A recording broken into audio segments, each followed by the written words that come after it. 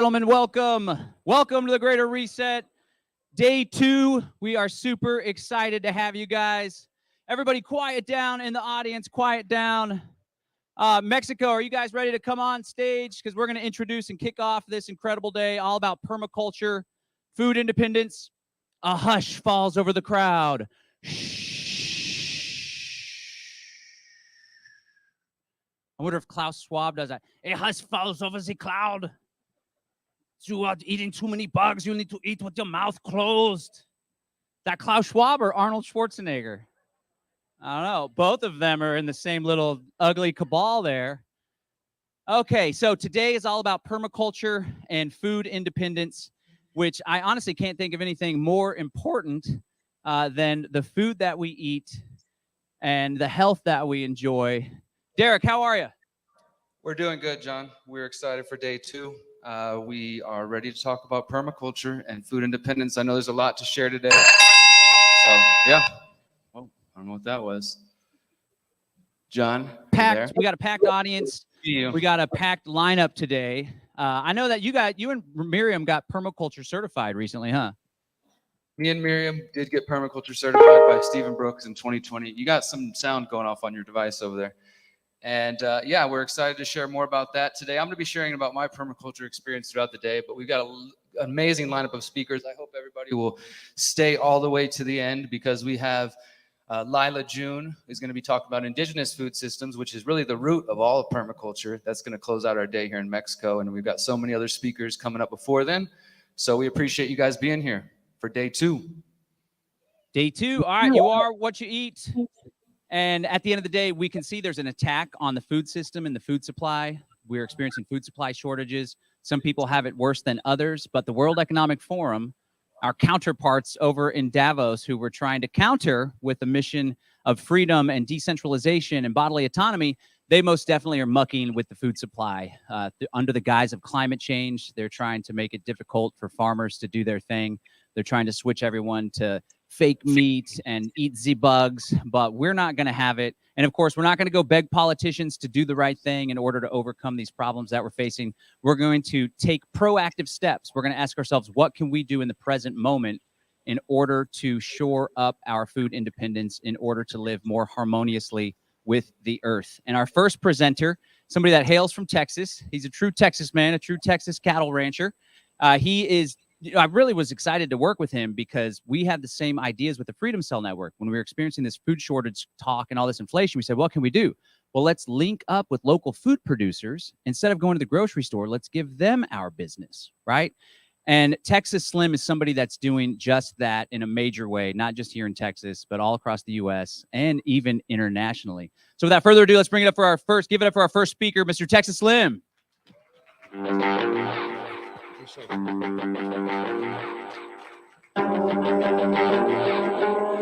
There's actually more people here than I thought there was going to be. Well done. How's it going, guys? Who knows of Texas Slim? I am Texas Slim. I am the founder of the Beef Initiative. I am from Texas, and I'm pretty much tired of the deceptions that basically have led to metabolical bankruptcy in this country. I come from West Texas. I come from the soil. I come from the dirt. I come from ranching and agriculture. About 3 years ago, I got very deathly ill from an internal injury. And I said, you know what? I've got some skills and I've got some heritage and I've got some intentionality with food now moving forward. I'm not going to be random with my consumption model. And I'm not going to be basically complacent, and I'm going to change my consumer demand that basically is something that my grandfather taught me. So it was pretty simple. It's pretty simple in theory. I think a lot of people in this country have a hard time understanding what food is anymore. The last 50 years of my life, basically, we've basically gone off the path. Right now, the United States is 88% metabolically compromised. Those are facts. I think the last couple of years with this marketing plan about some stupid virus basically proved that we are unhealthy. I'll just start off with a couple of facts that I like to lead with. and to let you know why I do what I do. And I'm going to ask every one of you guys the same question. This is a call to action every time I speak. It's not some influencer up here LARPing to get likes on TikTok or Facebook or Instagram or YouTube. This is a lifestyle. This is about saving children's lives. Our adult consumption model, led by the multinational corporations that feed us, are killing our children in ways people don't want to admit. People are living in the shadows, and our government, as we all know here, are basically turning a blind eye, or they're participating in the deceptions. I wrote a article called The Harvest of Deception. In my lifetime, I've seen families, the soil of this nation, children's spirits, their health, basically a nation kill itself through saying something like, it sure does taste good though. Well, who designs our taste for us? Who is the first person that basically lets a child feel what taste is on this planet right now, especially in the United States of America? It's usually not the mother, as in which a lot of us came from. Breastfeeding is looked at, frowned upon now. Usually it's a chemical, basically, combination that has been designed through a subsidized food system that basically allows that children to say, as they get older and they learn how to talk and taste, they say, well, I want it because it tastes good. Well, that's a chemical company basically engineering that thought, that action, that pursuant, that desire, and it's killing them. Did you know the BMI for children under, I think it's 15 now, just got moved by the CDC? Does anybody know what the BMI is for children? They just doubled it. What it is, it's a measurement of obesity. So now half of our children in the United States are going towards obesity, diabetes, high blood pressure, heart disease, being led by our adult consumption model. And we're okay with it. Well, I'm not okay with it. So now you know my why. So where I come from, I grew up with basically a freezer full of beef. West Texas, we didn't even have to think about it. It was just there. I was cooking burgers when I was 4 years old.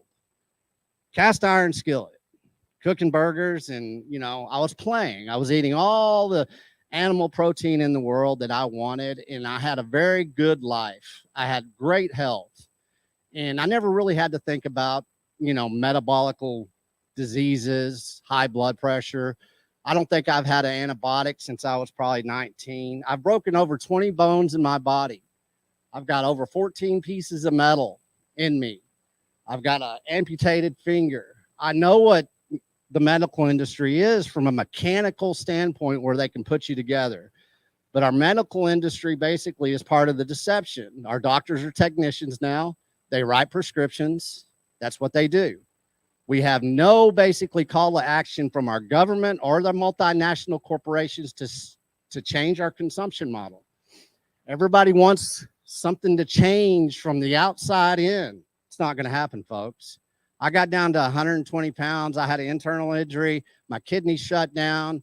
I had about 6 weeks to live, and the doctors tried to tell me my consumption model needed to stay basically the way they wanted to engineer my consumption model. That was high fructose corn syrup, seed oils, all of the nefarious stuff that's been thrown into our food systems in the last 50 years. Do we know when the agricultural shift in the food shift happened in this nation? Can somebody throw out a number of a date? 1971. What happened in 1971? Went off the gold standard. We debased our dollar, correct? Okay, if our dollar was debased, do you think our food was debased? Okay, at least in that period of time, I just stick with one thing. It was fascinating. You look at rapeseed. Rapeseed was basically outlawed by the FDA in 1956. It's a weed. It was designed in an industrial way to take rust off of pipes. Now it's probably the biggest subsidized weed crop that we produce. I embedded myself in a harvest company back, I don't know, it's been about 2 years ago now. I was all the way from Texas to North Dakota, and we did harvest after harvest after harvest, field after field after field, monocrop after monocrop after monocrop. The news media and the government was saying that there was a wheat shortage that year. There was no wheat shortage. There was an overabundance of growing more rapeseed. What is rapeseed? Canola oil. So it's a seed oil. So at that time, we started basically debasing our money, debasing our food. What happened was a global industrial food shift. We started injecting basically subsidized weed products into our consumption models. They first started, you know, putting it in this and that, and now it's in everything we touch. You guys have read the labels. You guys are here. You know what's going on. Well, they keep on doing that, and they're doing it now with beef. What they're going to do with beef is they're going to basically tell the Western countries that you cannot no longer, and they've been doing this since the 50s, since Eisenhower had a heart attack, saying that cholesterol was bad for you. That's a lie. And I'm not going to go down there, look up Ansel Keys. You can do your research. The fat-free fiction, the fat-free lie was a lie. Okay, look where it led us. It led us to obesity in this country. Okay. With rapeseed, what they did is they learned that they could inject these fake commodities into our food systems, led by our basically regulatory agencies of the United States government and the multinational food corporations. So we've had seed oil after seed oil after seed oil, high fructose corn syrup after, you know, every fake commodity they can push through the system, they're going to push through the system. That's what they're doing now globally. They're going to do the war on meat with the climate change. All that fear porn that they feed the general public is how they change your consumption model into a poison that has basically killed a nation's health. If you think that this nation's health is not destroyed, you're living in the dark. It's that simple. It's time for everybody to take action. It's time for everybody to quit fighting and having this competition when it comes to food. And it's time for me, as far as somebody that leads the beef initiative, one thing that they did within the beef industry itself is they got the ranchers, animal producers to fight each other. In the beef initiative, what we are is we are a consolidation of people that are going to save children's lives through the consumption of beef, animal products that are clean, and even produce that is clean. It's beef because I'm from Texas, and it's called the Beef Initiative. So there's a reason behind that. But what we have to do within the Beef Initiative, and what I'm trying to do within the Beef Initiative, is we're creating a new market access. Market access was stolen from our communities in the 70s as well. What they were able to do is, Texas has 254 counties. At one time, we had 254 clean processing centers in the state of Texas. Those 254 clean processing centers fed their community first, then they shipped the abundance outward. Well, what the multinational corporations have done, there's 4 multinational corporations basically that process 80% of the food that you eat right here in this room. 4 multinational corporations process 80% of the food. Well, they have the say-so. Your local community does not have a say-so. So what we're going to do within the Beef Initiative is we're going to turn that on its ground. We're going to go back how my grandfather taught me, is like you feed your community first. Who's your community? Me first. I feed me first. Then what do? It's kind of like the airplane, right? Oxygen mask. Who are you going to put the oxygen mask on? Is there anybody in here under 18? Everybody, one person in here is under 18. Way to go. Okay, guess what? We got a bunch of adults in here that make adult decisions. Whenever they said we're going to go feed the world, what they meant is that we're going to kill your communities. They killed all the small towns in Texas. They killed all the small towns across this nation. I think everybody in here, how many people live in a big city? How many people live in a rural area? Look at that. Guess what? We have a consensus. It's almost like the 80-20 split right there, from city to rural.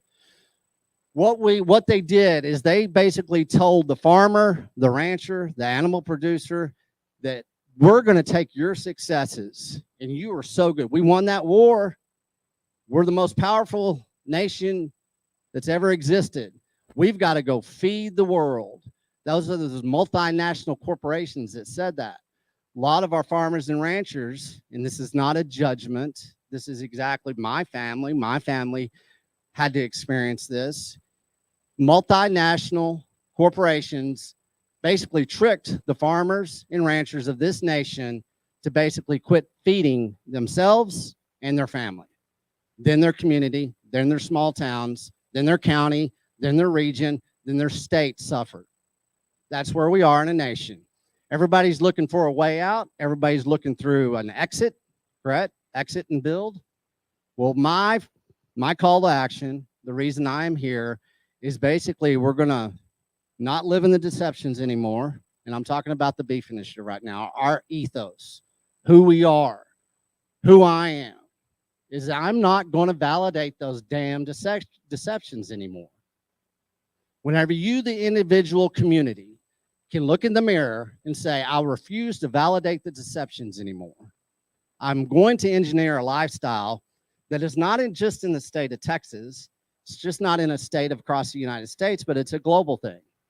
What this is, there are no borders. Whenever I choose to feed myself basically something that is not part of the deception, then I've created a lifestyle, I've created a consumption model, and I've created a consumer demand that is going to start feeding my community again.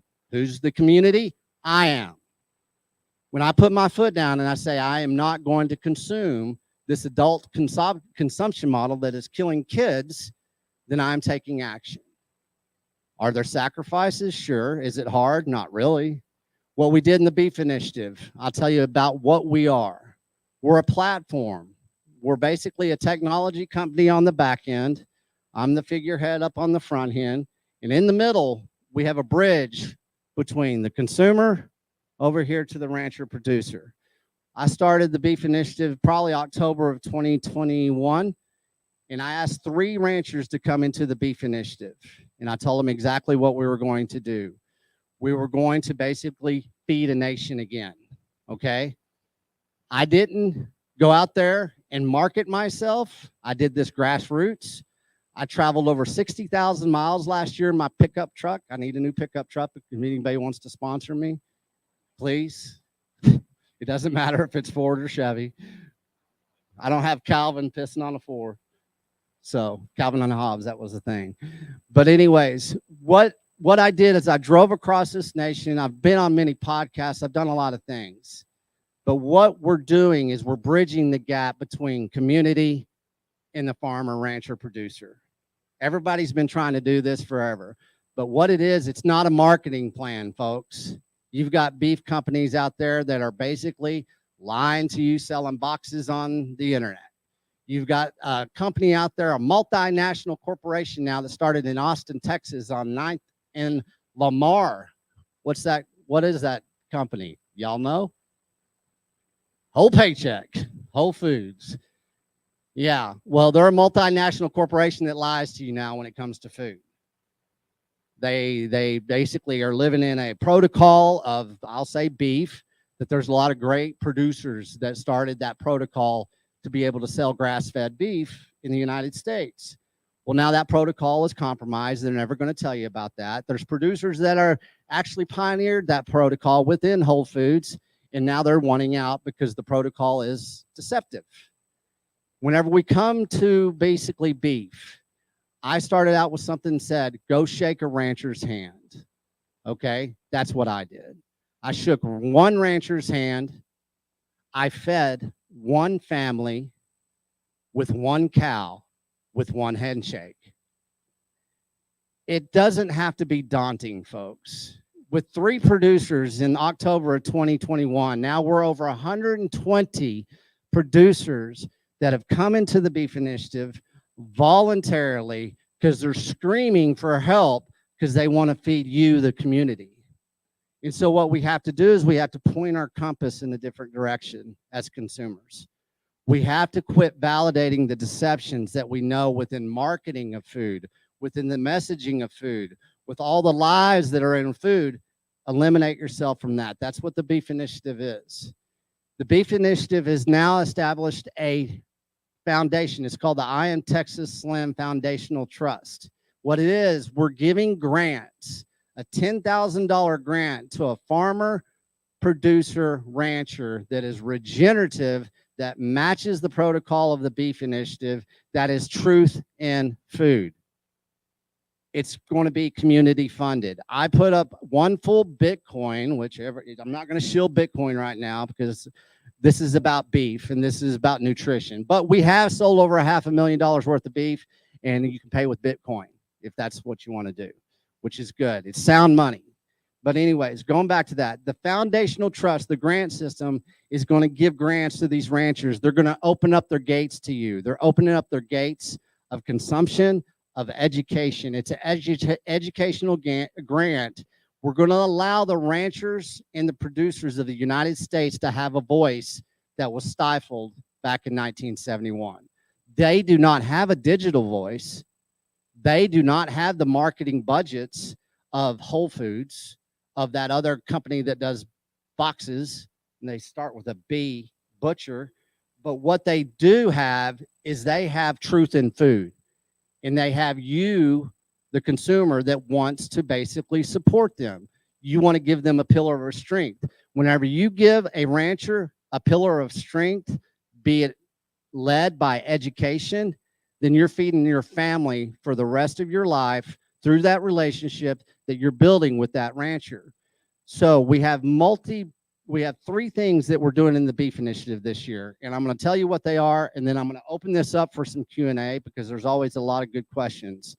This year, the Beef Initiative is going to sell as much beef as we can through our platform, either through the beef that we are basically partnered up with K&C Cattle right down the road here in Luling, Texas, partnered up with 2 Bar C Ranch and Hometown Meats. Luling, Texas, Hometown Meats. If y'all get a chance, look them up, okay? They are our distributor within the Beef Initiative. Also, with those 120 ranchers, producers, we want everyone across this nation to go and find those producers, ranchers, establish a relationship with them, and buy your products from them. It's going to grow, it's going to grow, and it's going to grow. 120 today, it'll be 1,000 by the end of this year. We don't have to participate in the marketing plans. We are the marketing plan. We are the distraction. Start acting like it. Quit making excuses. No more excuses about, well, it's too far. No, it's not.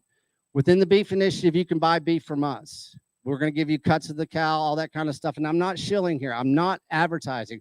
I'm telling you the opportunities that you have. You can feed your families more affordable through starting with beef, supporting a rancher than you can at that supermarket that was also invented in 1971 as they created the fake commodities.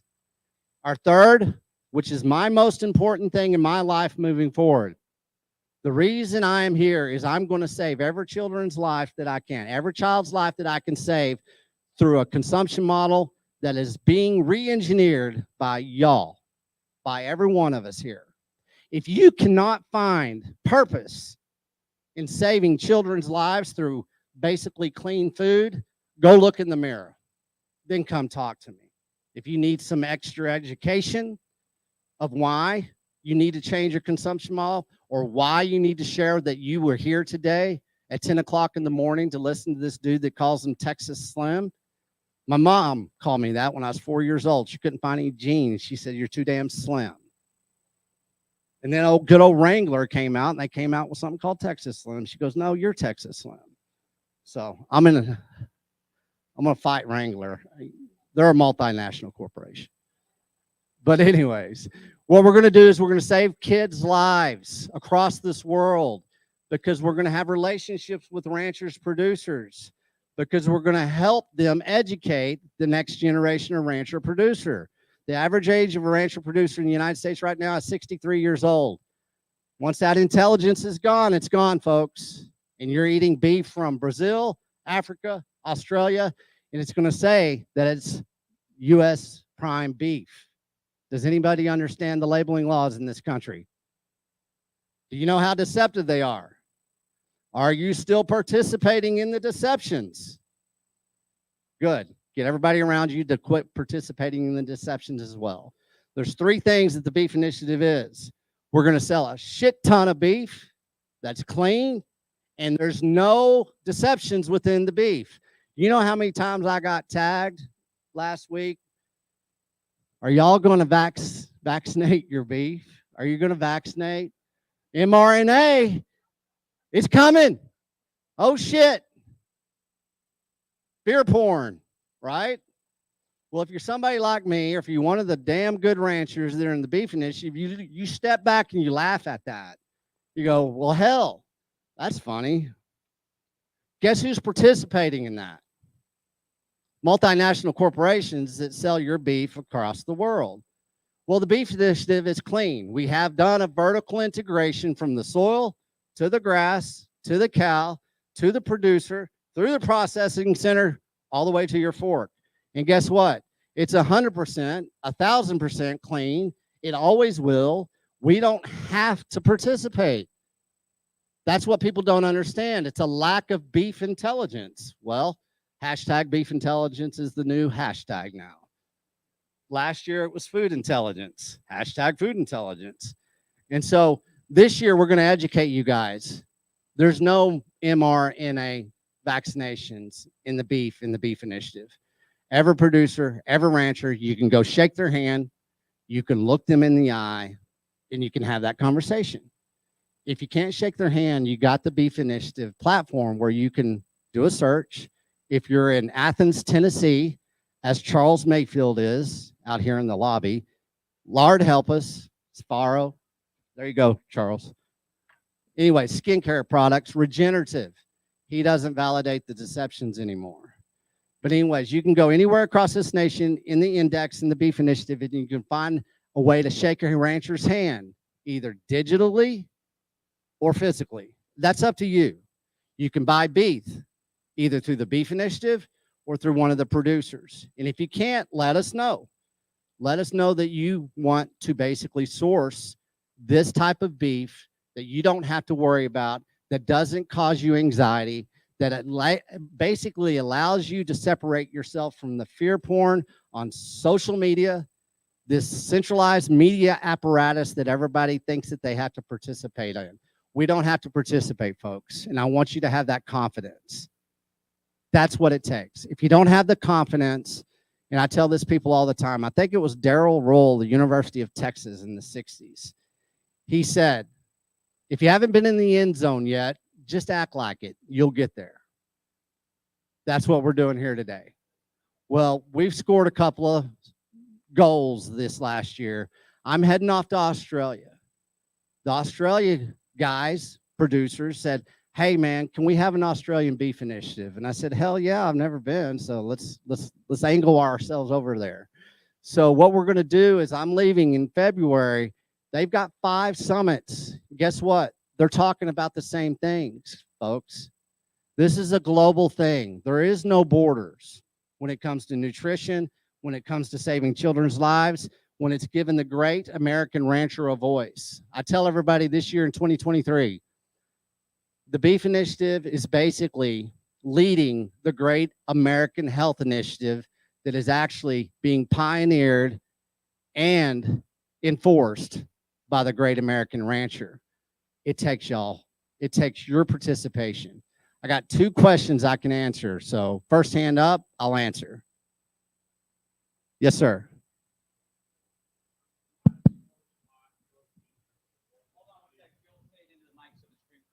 Sorry about that. Should have had that ready. I have a question about sourcing my local protein. I use a local to me regenerative rancher, and I don't have any problem getting the protein, beef, pork, whatever.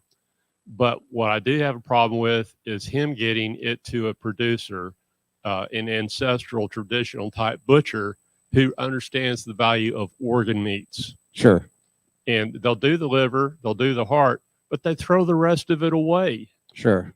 Do you see any development in the butchering facility arena of people who know what they're doing and know how to save that valuable product? You bet. And that's a great question, because that's some of the densest nutrition you can get is through organ meats and everything.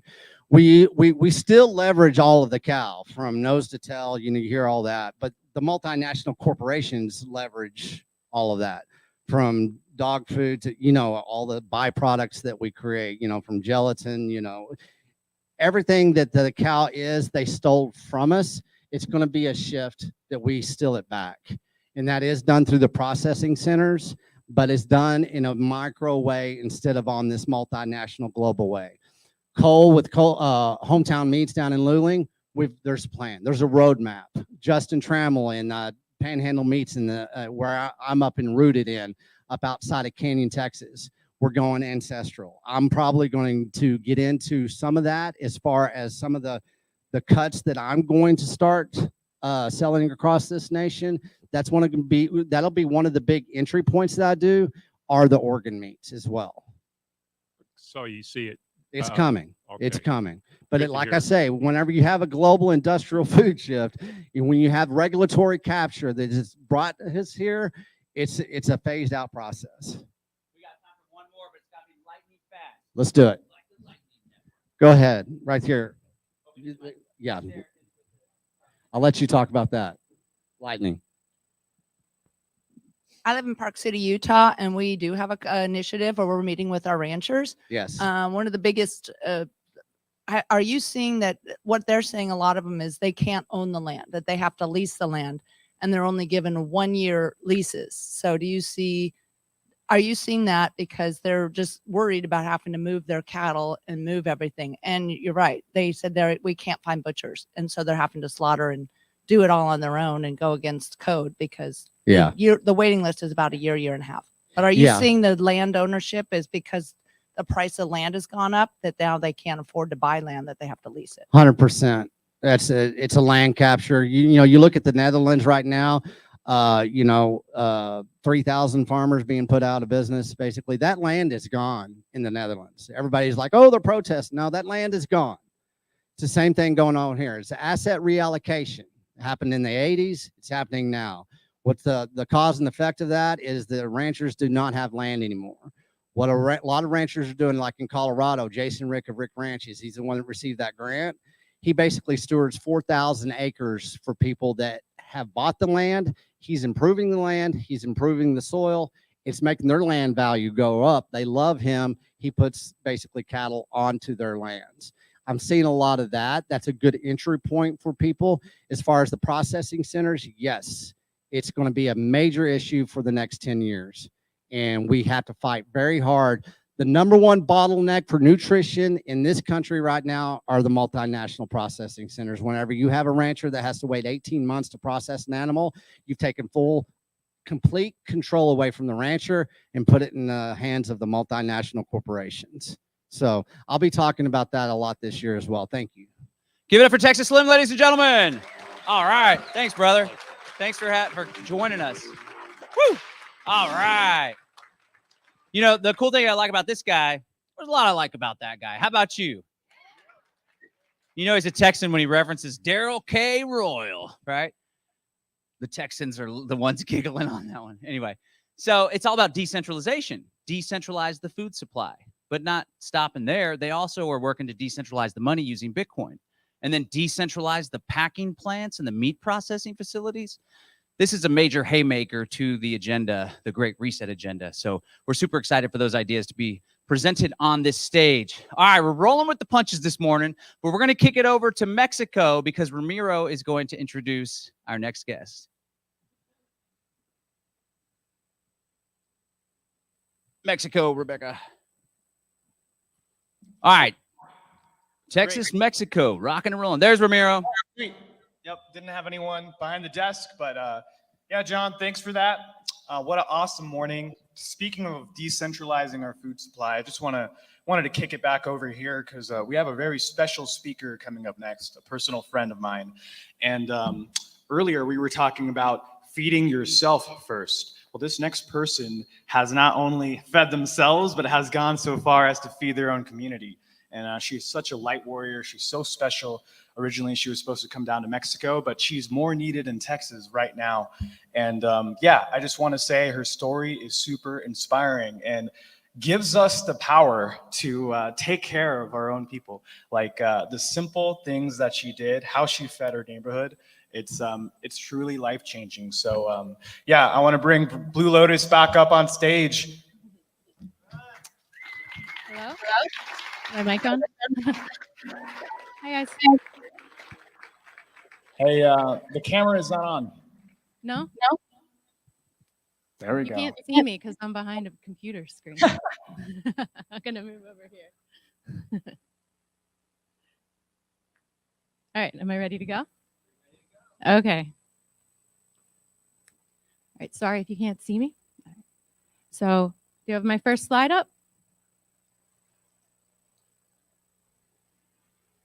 Is it coming? We're working on some technical difficulties here. Okay. So I was asked to come here today and share my story of the things that I have co-created and hopefully inspire you to expand your imagination about what you can create, exactly where and who you are right now. I'm gonna move this from my face. So around 5 years ago, I had a very healing experience with gardening.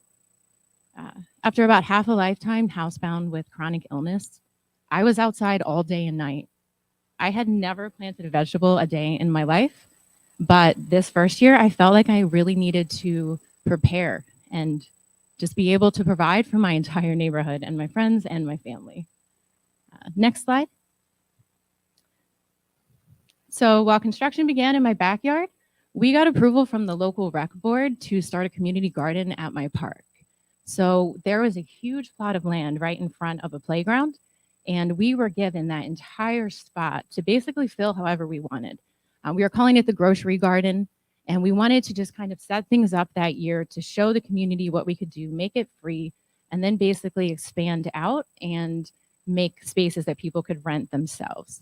So we got approval from the local rec board, basically, who ran the whole part of the park, and just gave us carte blanche. So I went and I recruited volunteers from the local town, and we got pallets donated from the hardware store, and a bunch of local farms just donated pallets and pallets of plants. So it's well underway. We're building prototypes in my backyard. At the same time, I've decided to plan everything else in my backyard. Something gets caught up in communication between the borough and the rec board, and apparently the borough didn't approve it, but the rec board did. So there was a formality. I had to show up, do a presentation in front of the rec board or in front of the borough, and they said, it's just a formality, everything is gonna be fine, we just wanna get involved. Instead, they decided to limit the amount of beds that I could put up to 3 beds. So instead of being able to fill this entire space, they said, you can have 3 beds. So we decided we were gonna make the best 3 beds we could, and we filled them up with everything that we could possibly fit. I made some signs that kind of explain what the food is. So I believe that food is medicine. So basically I wanted to show what are the vitamins, what are the minerals, what are the benefits of how it can really help you. So we tried to make it as beautiful as we could, but we never really got all the support we needed. We didn't get the water source that we needed. And so the garden didn't really make it through the summer. Next slide. So the following year, I received 150 tomatoes that were left over from a local greenhouse. And my big plan was to sell them at a community yard sale. So I repotted all of them, I made a sign, and absolutely no one came down my block. So I just decided to think what my inner child would have done. And when I was a kid, I used to have moving yard sales in a wagon with my sister. So I put all of the tomatoes in a box and I just walked down the street to where there were a lot of stands set up, and I sat on the corner. Apparently you had to pay for those spots. I sold about 2. So I can say that in the moment I did feel pretty defeated. I just thought that I had a plan and it didn't work. And then I just thought, what else can I do with this? Like, what can this become? I'm sitting here with all of these tomatoes. So about the same time, I got a letter from that same borough that interfered with the park, and they wanted me to do something about the weeds in my front yard. I hadn't felt good for a long time. I never really even had gone out front of my yard, to be honest. So I decided at this moment to channel my inner Ron Finley, and I guerrilla gardened my own front yard. I just grabbed a shovel and then I started digging. And I had actually met this woman, Michelle, at the yard sale the day before, and she just showed up and started digging with me. So we were out front trying to dig up rocks, and a man named Steve rode by on a scooter. He noticed we were struggling. He rode home, came back with tools, jumped in and started digging with us. And they helped me every day until we planted about 50 tomatoes in the front yard, a bunch in the backyard. And then I just gave the rest away to like friends, family, planted them all over town. So basically they became some of my best friends for the summer.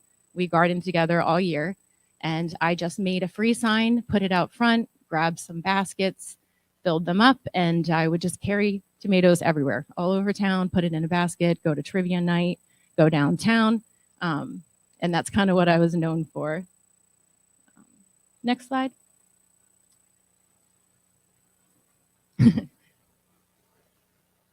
So at the end of the summer, I had my first garden party to thank everyone that had helped me for the year. You can see Steve there in the middle looking like Charlie's Angels. But just really grateful. Like I had finally found a family. Like I had started the summer digging alone, and I ended up with a whole new garden family that just worked with me throughout the summer. And I would just say, like, I've learned that most people forget your words, but they remember your actions. They can't usually see your vision until it's in front of them.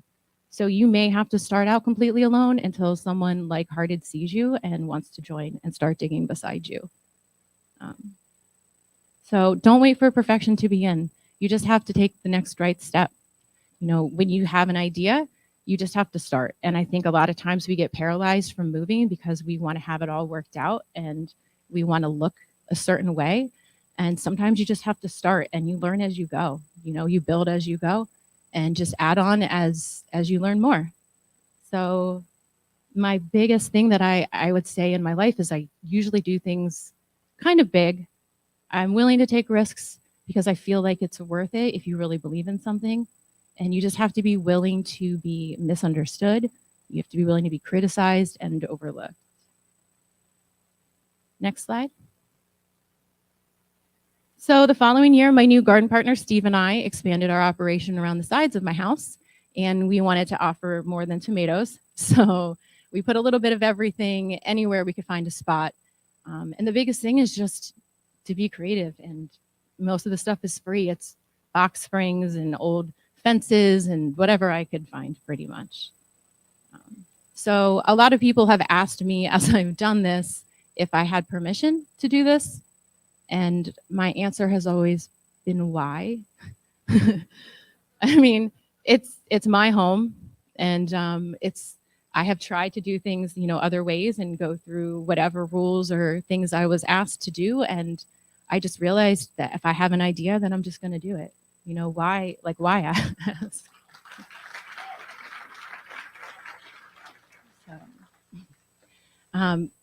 You know, and a lot of people have said, was there opposition, you know, especially with all the things that had happened with the park. And actually, no. You know, I went into this knowing that there absolutely could be opposition, but not expecting it at all. And my goal was to make this a warm and welcome space that would be embraced by the neighborhood, so that if there was any kind of controversy, that they would defend it, you know, that they would also embrace it and want it. So my biggest advice is don't ask permission to create solutions. You know, dramatic action it's always required to produce lasting change. Next slide.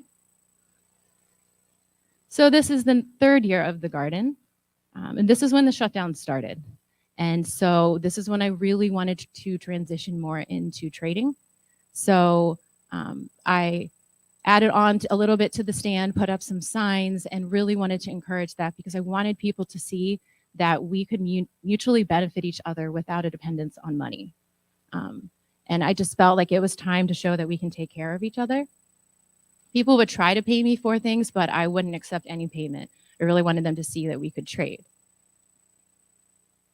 So you can kind of start to see the progression as I've developed, you know, just understanding that like as you go, you're going to learn, you're going to get better, you're going to develop the experience that you need to. you know, as long as you just start moving with your ideas. Next slide. So I saw a need and I wanted to give my neighbors an opportunity to participate in the solution. I think it's important to build bridges with people in your community that's based on your common interests, because not everybody has to agree on what the problem is to contribute to fixing it. People have become very disillusioned from focusing on all of the negativity around them. And I just believe that we have the ability to call forth the best parts of humanity and give them an opportunity. So I saw all of this abundance that I have been growing in a very small space. And I had so much, I honestly couldn't give it away. And I didn't want to waste anymore. Next slide. So I learned how to preserve the leftovers so that nothing would get wasted. And I developed a line of soups and salsas that I call Cosmic Spoon. All the names are based on something kind of quirky and cosmic. So there's Sweet Madam Curry and Southwest Supernova Chili, that kind of thing. So I put a little stand on the side of my house and I got a money box up there. And basically, I would just kind of have a little like sign, and we have weekly specials of whatever we might serve.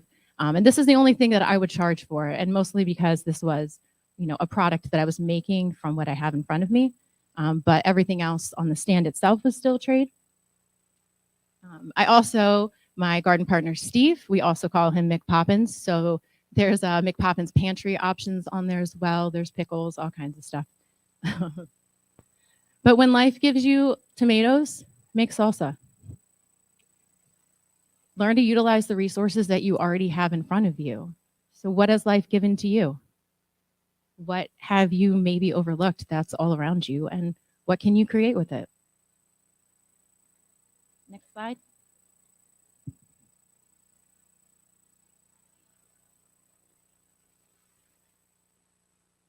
Okay. So this is up to the current year. I came out last winter to find out that they had been using this trade stand as basically a food bank the entire winter. It was overflowing. And when spring came, there was not going to be any room for the produce, so we built onto the stand. So basically one side now is the produce, one side's the trade. There's bins in the back. It's basically a Goodwill at this point. There are toasters and games and books and clothes, and pretty much anything that you can think of has come out there. We're trying to figure out how to winterize it right now back home because there's just so much stuff. There's people just making weekly drop-offs at this point. I had somebody ask me about the food bank in town, and I was like, do you mean my house? And they're like, oh, you live there. Yeah, we go there every Friday. So it's definitely finally taken off. I have hosted many parties, honestly, just from my front yard and from my trade stand. And it's kind of a cool feeling when I know something's coming up and I just go check out front to see what's out there first. You know, when my friends come over, I just give them a grocery bag and I tell them to go shopping. Seeing this display from my community, honestly, it was such a gift to me. They proved me right. Like, I gave them an opportunity and they rose to the occasion. Like, none of this would exist without them participating. And I put it on nextdoor.com for a while, but I had been too busy to keep updating it. So this was really just like a nonverbal synergistic communication with my neighbors. You know, I saw this growing, I built onto it. They added more. I put a sign up, like, and that's it. And it's kind of just become what it has because of them. So it's been a really emotional and touching experience for me just to see that I believe there is more good in people than not. And sometimes they just want the invitation. They just want the opportunity to be a part of it. So I believe that if we see a solution, that we can offer that invitation to bring them into it. Next slide. So everyone who knows me knows that harvest time is all about the photo shoots for me. I believe gardening is the ultimate form of co-creation. Nature produces the seed, but we place them and we nurture them. It's our hard work that produces the harvest, and that harvest is a work of art that I think deserves to be displayed. I am an artist who co-creates with nature. I love to feature her most vibrant colors and also use my art to nurture people. To live in a state of creation is the most impactful place I think we can reside. Every act connects us more to ourselves and more to the source. And that is a powerful way to just shift the energy around us. One definition of creation is the act or process of bringing something into existence. What is more powerful than being the reason that something new in this world exists?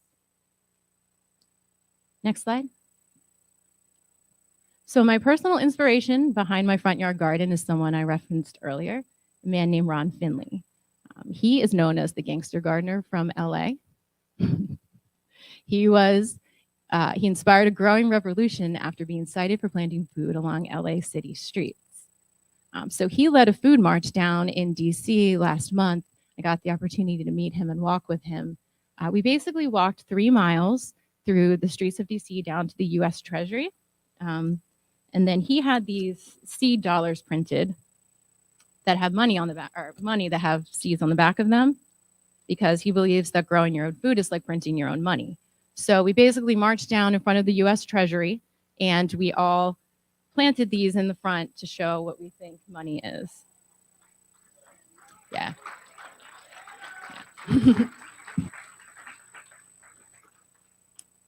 So guerrilla gardening is basically planting things in public without permission. The most notorious group was co-led by Liz Christie in the 1970s. They called themselves the Green Guerrillas. They would transform abandoned lots. They threw seed grenades over, they would fill in window boxes, they put sunflowers down the strips of the streets, and they have very much inspired me. Guerrilla gardening has a few purposes. It can be to make a statement, it's more of a demonstration, really to just show the simplicity of food independence. I mean, nature is everywhere, but it can also be an act of civil disobedience.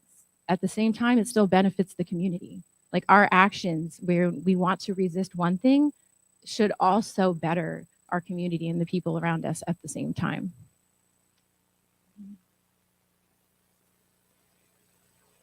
So there's a lot of ways that people usually do this. They may start small, but they may really go all out.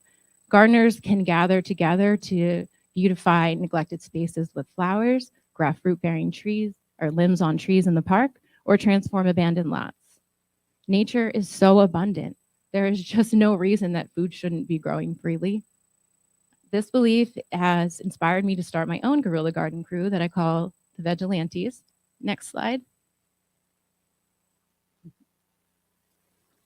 So the Vigilantes believe that produce should be freely available and combine the healing power of food and humor. You can spot us planting tomatoes behind fast food restaurants, rescuing seedlings from greenhouse compost, or transforming abandoned lots. But we don't just plant things in public places. We find creative ways to share nature's abundance. So we often leave plants or vegetables on porches of businesses, churches, our friends' houses, whatever we can find. We use guerrilla gardening to practice civil disobedience in lighthearted ways. It's funny how many people feel nervous to put a seed in the dirt without asking someone first. Anyone of any age can participate. My best guerrilla gardeners are my nephews, who are the first people to harvest a tomato at the end of the season from the park. So these are our signature letter V stakes. And this is what we leave behind plants that we guerrilla garden. I like to leave a note on the back so others can participate. Mine says, I am a tomato, give me water and let me grow.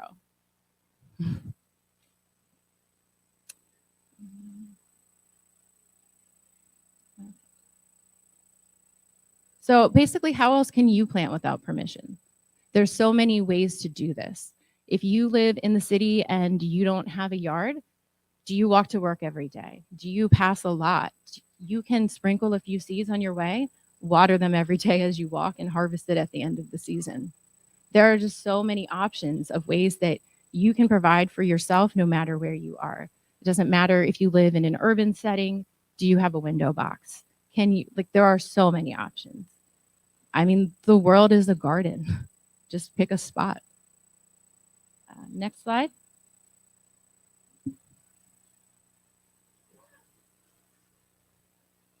Can't get down my screen.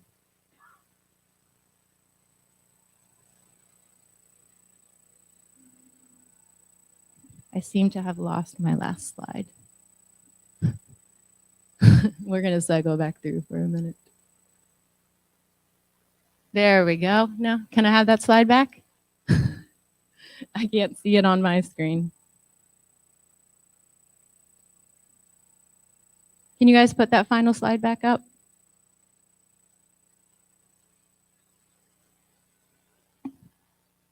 Just going to work our way through it. There's my yard.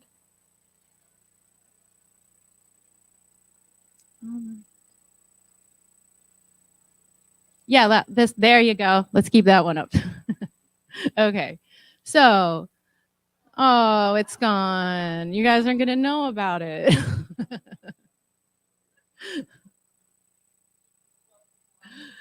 Oh, Lord.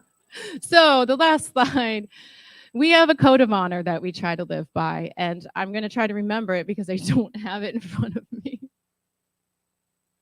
So we want to publicly share the wealth that nature provides. Leave every space better than when you arrived. Activate others to take creative action.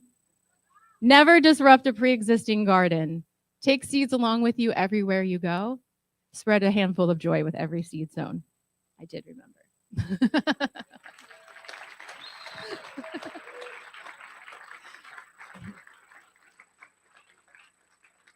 So I really feel that that last one is incredibly important, to spread a handful of joy. And for us, the biggest thing is it is about comedy. Nature is a comedian. Like, look at what she makes.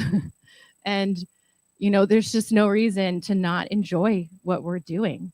You know, we have lived in these places and feelings of oppression. And one of those sayings is, you know, the best life lived is, you know, a life, or what is the best regret is a life well lived. So I just think that, you know, there's something so powerful. We were running around guerrilla gardening during the shutdown, and people were having a great time. You know, Steve is my #1 guerrilla gardener. So basically, the way that you can join is pretty simple. You can go to thevegilantes.net and get your little starter kit that will come with your own little V stakes. Also tells you how you can earn a plant-themed nickname, which is where Blue Lotus comes from. My parents are not just hippies. So we all have really playful, fun names that are kind of based on some type of produce, fruit, or vegetable. My assistant here today is Merlin. He is based on a sweet beet. There's Red Samurai, that is a carrot. And our very own Ramiro is a member. He goes by Hidden Techie or Techie, which is a ginger garlic blend. So you can learn all about how you can do that. We have kits out here. Actually, today, if you get a kit, they do come with dollars. Ron Finley sent me with dollars to bring to this event. So they come with some seed bombs, some dollars, and just some instructions on how to kind of play along. So anyway, I don't know where the rest of the slides went, but that is what I have to share with you guys today.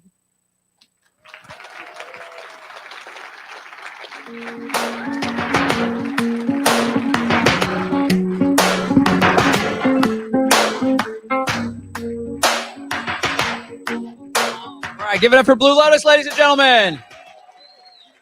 Wow. Here's our lovely card girl. Vanna White's got nothing on Rebecca. The millennials are like, Vanna White? Who's that? Is that Wheel of Fortune app? The gamblers out there are like, oh yeah, we love that slot show. I botched that one. Sometimes the delivery is on point. Other times, woo. Okay, we are going to take a brief moment to plug some of our sponsors. Give it up for Blue Lotus one more time. Wow, that was great.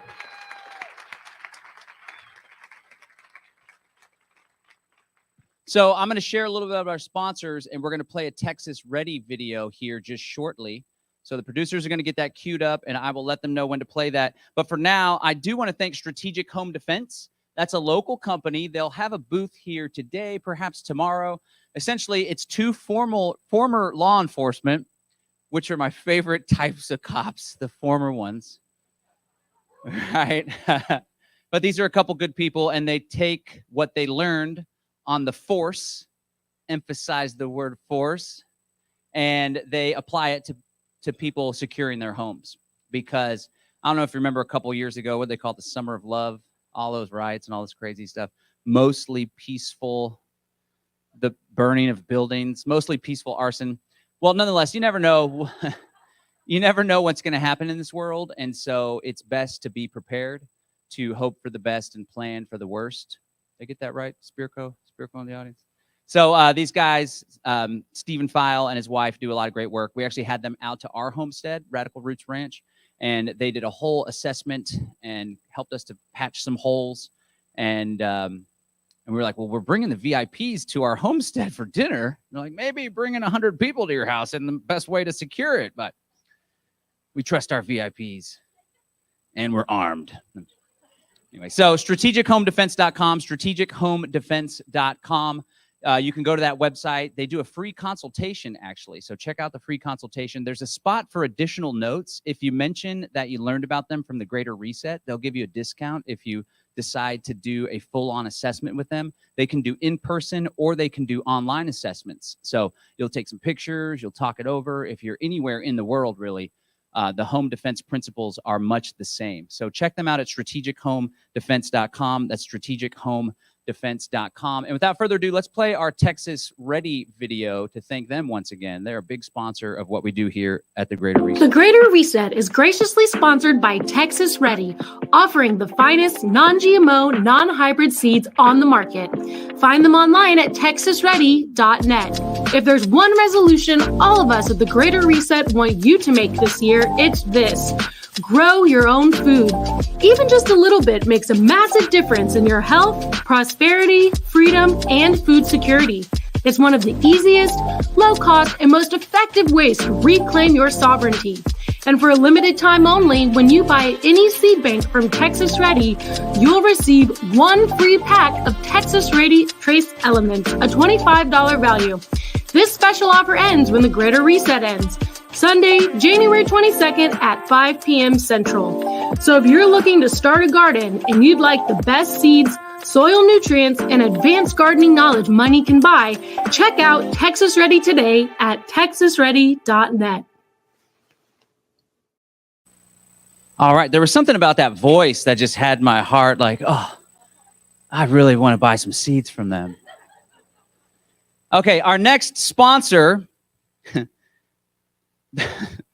there's a few sponsors for the Greater Reset that I happen to have a stake in the company. So full disclosure, but this is one of them that we started a company as though two weren't enough. We wanted to start a third, and soon we'll be starting a fourth with some of the speakers later today, River and Amani. But we saw a big problem in this world. The problem was people are freaking out about food shortages, and we wanted to provide a solution. Most of the solutions on the market, these ready-made meals, are practically garbage.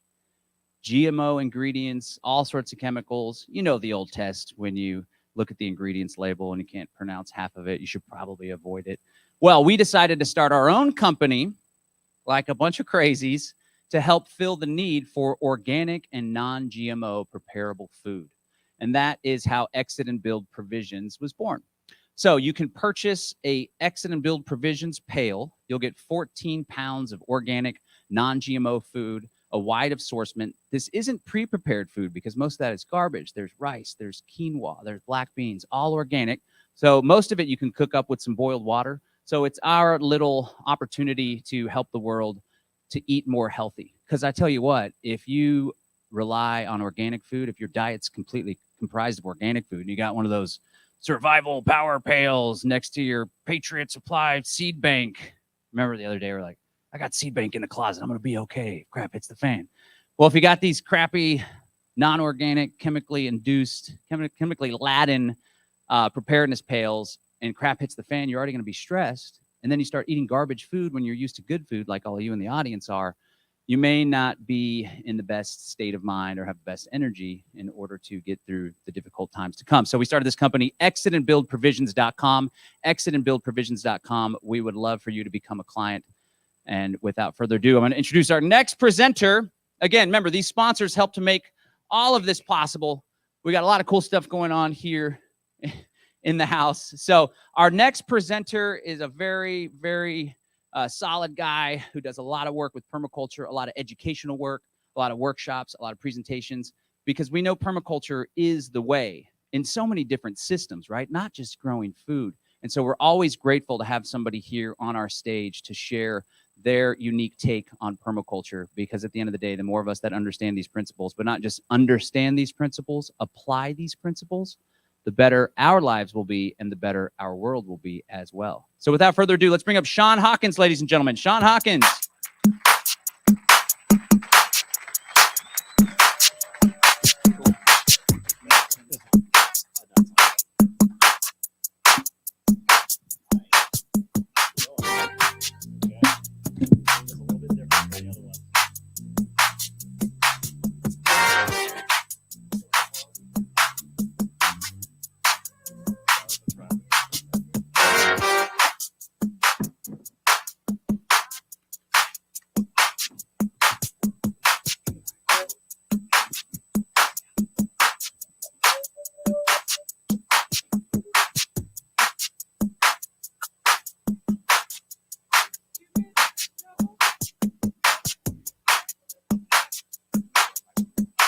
Test, test. There we go. Get it for Sean Hawkins, ladies and gentlemen.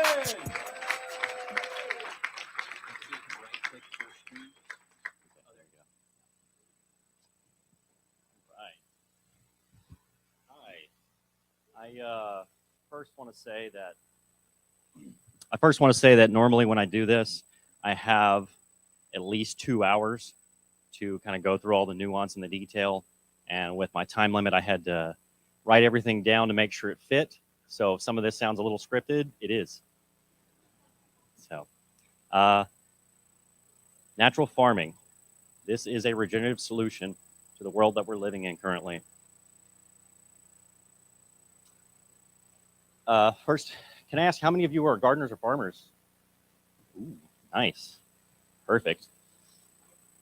How many of you would like to stop buying fertilizers, pesticides, and if you have, hey, there's already one. And if you have animals, reduce your feed costs by 80% or more?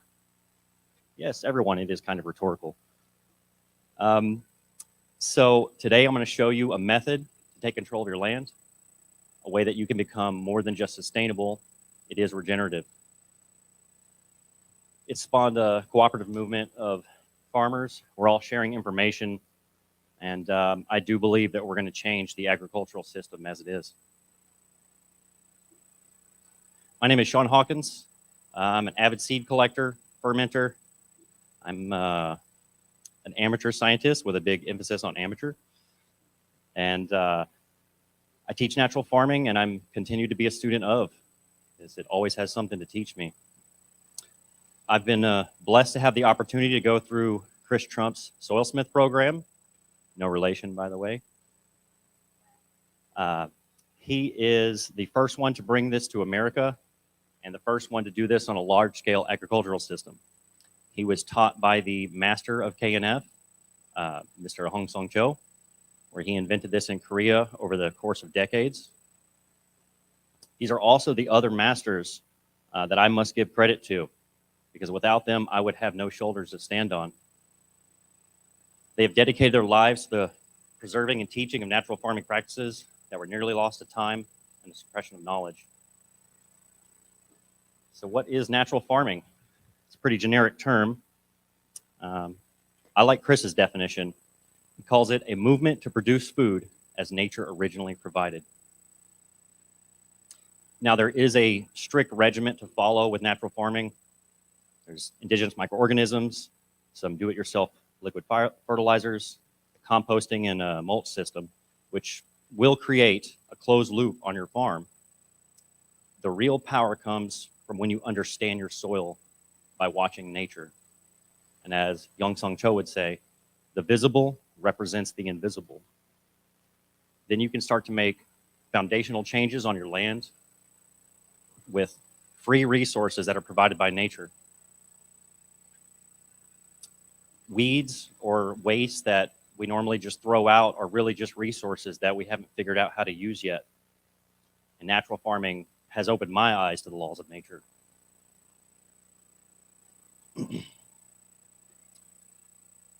We're living in a pretty amazing time. The internet has made it virtually impossible to suppress information. And the legacy media's distractions are running pretty thin, as we can see by this group. Sorry, lost my place here. There are new truths that are connecting our declining human health to the rise of synthetic chemical fertilizers, pesticides, and herbicides. And this is in spite of our growing medical technology. One of the most important lessons that this knowledge has taught me is that food is medicine. So 3 generations ago, we tossed out all of our grandfathers' knowledge on farming because it was the end of World War II, and we had this huge stockpile of ammonium nitrate for bomb production. But without a war, these companies had no clients. They couldn't sell their explosives, so they switched from bomb making to agriculture. This was the so-called Green Revolution. When we applied these nutrients to our living soils that have been building organic matter for hundreds of thousands of years, we saw this huge burst in growth. It was more food than we had ever grown. But just because we were growing more food didn't mean that it was nutritious. In fact, nutrition has been sliding ever since we started this practice. This is very similar to when a race car injects nitrous into its engine to get a burst of speed. But what happens when you keep holding that button down? I'm sure there's some race car drivers in here. Yeah, it destroys the engine. We have been holding down the button on our soils for 70 plus years. It has stripped them of the bacterial and fungal life that once thrived, and these microorganisms are responsible for the creation of new soil. This is showing some of our human health decline by nutrition, connections to autism. It is estimated that if we continue our current conventional agricultural methods, we have less than 55 years of harvest left. And this is not a theoretical computer model trying to guess the weather. We can take pen to paper, we can calculate how many people we have to feed, we can calculate how much fertilizer we have coming down the line, and we can calculate how much erosion is happening in our soils. Sorry, didn't mean to suck the air out of the room. You know, I don't want to see any long faces, but I promise I'm going to dig us up out of this hole. There is a solution. I did say solution. So, you know, this part's definitely important for context, and we're going to get a lot of groans with the glyphosate, but it is important to know what's really happening here. This chemical is a literal punch in the gut. It causes a disease called leaky gut syndrome, a condition with direct links to the sharp rise of autoimmune disorders over the last 20 years. The sterilization of our soils has created a downstream effect to the limitation of our gut biomes. And without the microbial life in our soils and stomachs, we cannot cycle nutrients in our plants or in our bodies.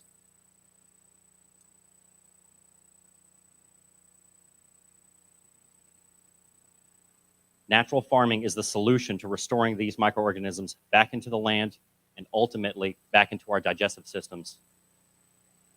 This is achieved through the collection, cultivation, and application of indigenous microorganisms using simple local ingredients like rice.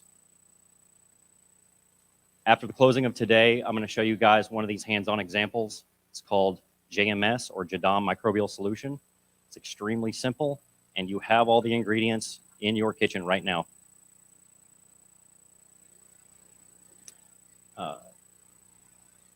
But for now, I want to help you understand how these microorganisms work in a healthy ecosystem.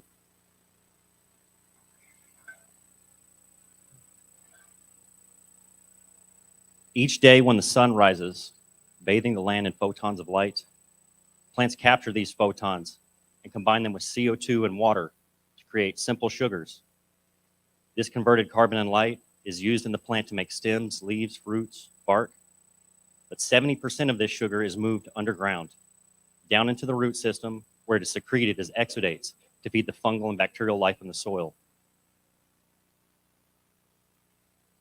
In exchange for this food source provided by the plant, the microbes return nutrients, water, and protection from pathogens. They will literally dissolve diseases right off the plant. They also break down organic matter, returning it back into the system. It's the end and the beginning. These microbes attract and support a web of higher life forms in the soil, speeding up this nutrient cycling system, making all of the nutrients available for the plant needs for its genetic expression. Fungal strands grow, branch, and rebranch in every direction to form a three-dimensional web called a mycelium network, binding the soil together, preventing erosion. This network can span hundreds of miles and functions much like the internet when they form a symbiotic relationship with the plants nearby. But instead of sending ones and zeros, they use this fungus much like our brain neurons, creating chemical signals to communicate with other plants, trading nutrients back and forth with each other, and relaying warning information in the event of a pathogen or pest attack, signaling to its kin to activate its immune system and start creating its own defenses.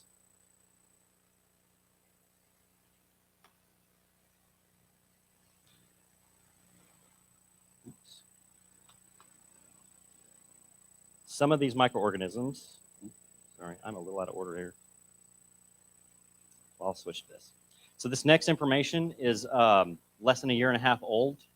It is so new that it has not yet trickled out into the majority of academic microbiology. It is the endophytic bacteria and rhizophagy cycle. It's from Dr. James F. White, animation by Matt Powers, a very good regenerative soil science scientist and teacher. Dr. White and his team of students proved the repeated experimentation that plants' roots attract and consume bacteria in the soil. They use those sugar exudates that we talked about earlier to lure and propagate these bacteria at the new growing root tip. Then they envelop them. Once inside the root cell wall, they are saturated with superoxide, kind of similar to the hydrogen peroxide you have at home. The outer cell wall, these bacteria dissolve, and they begin to leak nutrients into the plant. This then becomes a race against time for the bacteria and an ultimatum. They must produce nitrogen for the plant or be consumed. Yes, plants are metal. Many, if not most, of these bacteria that enter the root will be destroyed, releasing all of their nutrients into the plant for its use. The ones that survive, though, these nitrogen fixers, they start to head for the exits. Lateral root hairs extend from the root cell wall, moving the strip bacteria down these channels, and then once they get to the ends, they squeeze them out of the tip of these root hair follicles back into the soil. Here they regrow their outer shells, reabsorbs nutrients and water, and then they start the process all over again with the next passing root. This mode of nutrient cycling happens in all plants, and we now know from Dr. White's work that if the soil and the plant are missing these microbes, plants will not grow root hairs. To quote Dr. James F. White, soil microbes and endophytes determine the nutritional quality of crops. This information is foundational. This is as big as mycorrhizal symbiotic relationship over 100 years ago. This is going to change our entire agricultural system. It breaks Monsanto's business model.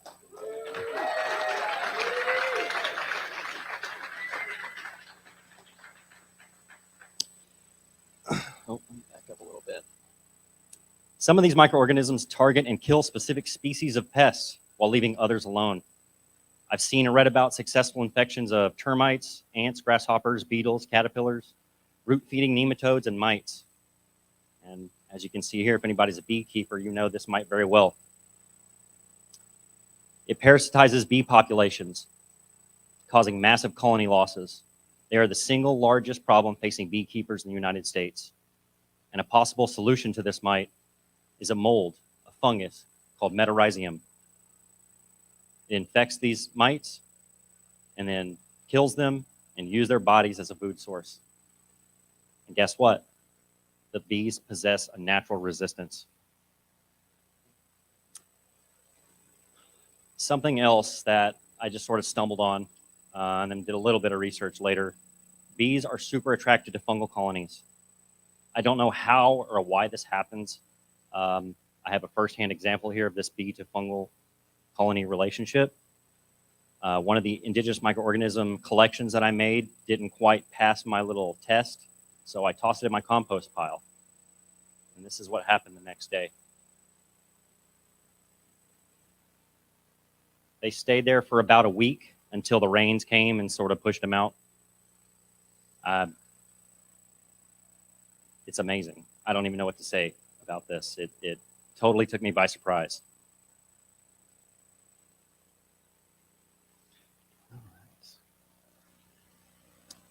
And as we can see by everybody gathered here today, that there is a shift happening in the world. Parallel systems are rising up to subsume the old. Just in the last couple of years, stories surrounding natural farming have surfaced everywhere. Besides the long-standing and highly productive farms in Japan and the rest of the East, who never really stopped their farming traditions, we now have a grape farm in Hawaii that practices jadam, a method to produce giant grapevines that can contain 4,000 grape bunches per vine. It's massive. It's like a giant tree.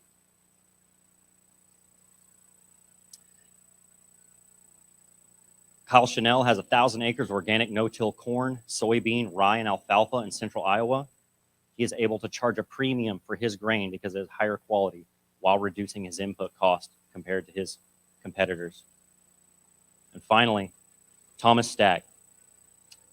If there's going to be a farming revolution, this is where it will happen, in Ireland. He lives in Limerick County, and he owns K&F Dairy, where he milks 60 cows on 130 acres with virtually no external inputs. His cows are entirely grass-fed. He does not feed them any grain. And yet, his cows are fully satisfied from the nutrient-dense grass being produced on his land. His milk is truly 100% organic, and he does not use antibiotics because the bodies of his cows are so healthy that they don't need them.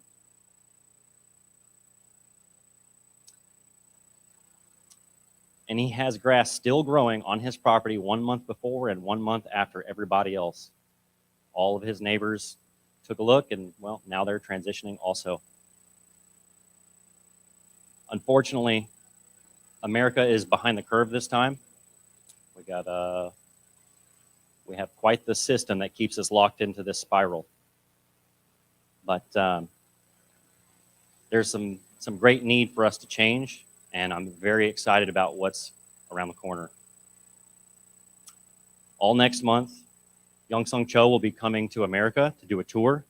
He's stopping in 4 cities: Sebastopol, California, Queensbury, New York, Bellsville, Maryland, and Houston, Texas. I'll be there on the 3rd day. We're going to be doing a 3-day event and show you guys everything that you need on your farm so you can stop buying all of these things. Create your own self-sustainable power. Really would like to see some people there. We do have a couple of scholarships that are available. If anybody's kind of a little tight on cash, write us an essay and send me an email. And with that, I'm going to leave you with a quote from the revolutionary natural farming master Masanobu Fukuoka.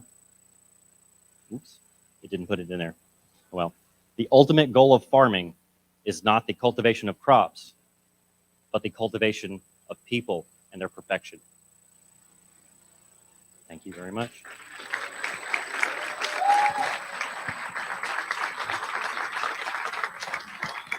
Okay. All right, give it up for Sean Hawkins, ladies and gentlemen.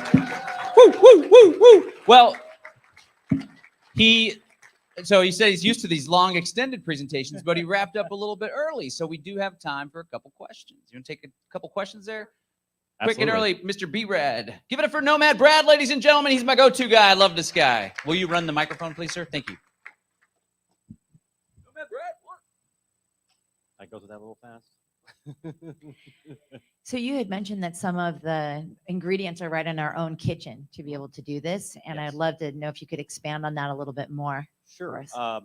The one that I'm going to show today after the event, I guess 5:15 or so, it's called Jadam Microbial Solution. It uses potatoes and sea salt and some leaf mold in your backyard. That's it. And we can get these microbes back into your soil and get that system jump started in a much faster time than what nature would want to do. Nature is always trying to bring us to this balance. When you get weeds in your yard, that's because nature wants them there. It's trying to develop this system, and it needs the really hardy things. It needs those pathogens. It needs those weeds to fill that void first, because the healthy things can't exist in an unhealthy environment. So it develops these invasive species that are really bacterial dominant. And once that bacteria starts to propagate, then all of the other higher forms of plants can start to grow. And when we spray all these chemicals, we reset that scale back down to zero, and we have to start all over again. And that's why we have to continue to do these fertilizers. It's like a drug. It just makes them addicted to it. So when we get nature back in the system, nature takes over and it starts doing all the work for us, and we have but to just get out of the way. All right, thank you very much. From going over here to the next question.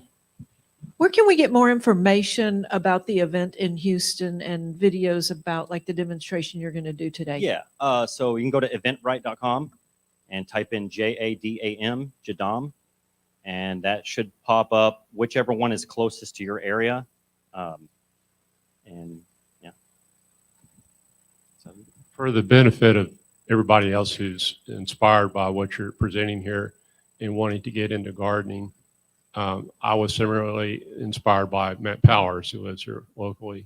But what I didn't know out of the gate was to watch out for aminopyralids, the grazon, that can be introduced into your system through organic gardening if you get manure or other compost that was produced on a pasture where the rancher sprayed aminopyralids, and it killed my entire garden.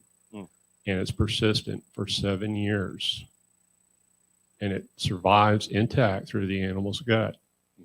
So this should be a black box warning to people who are interested in gardening and want to do the right thing, want to do organic gardening. A lot of organic gardeners have been had their first efforts destroyed right out of the gate.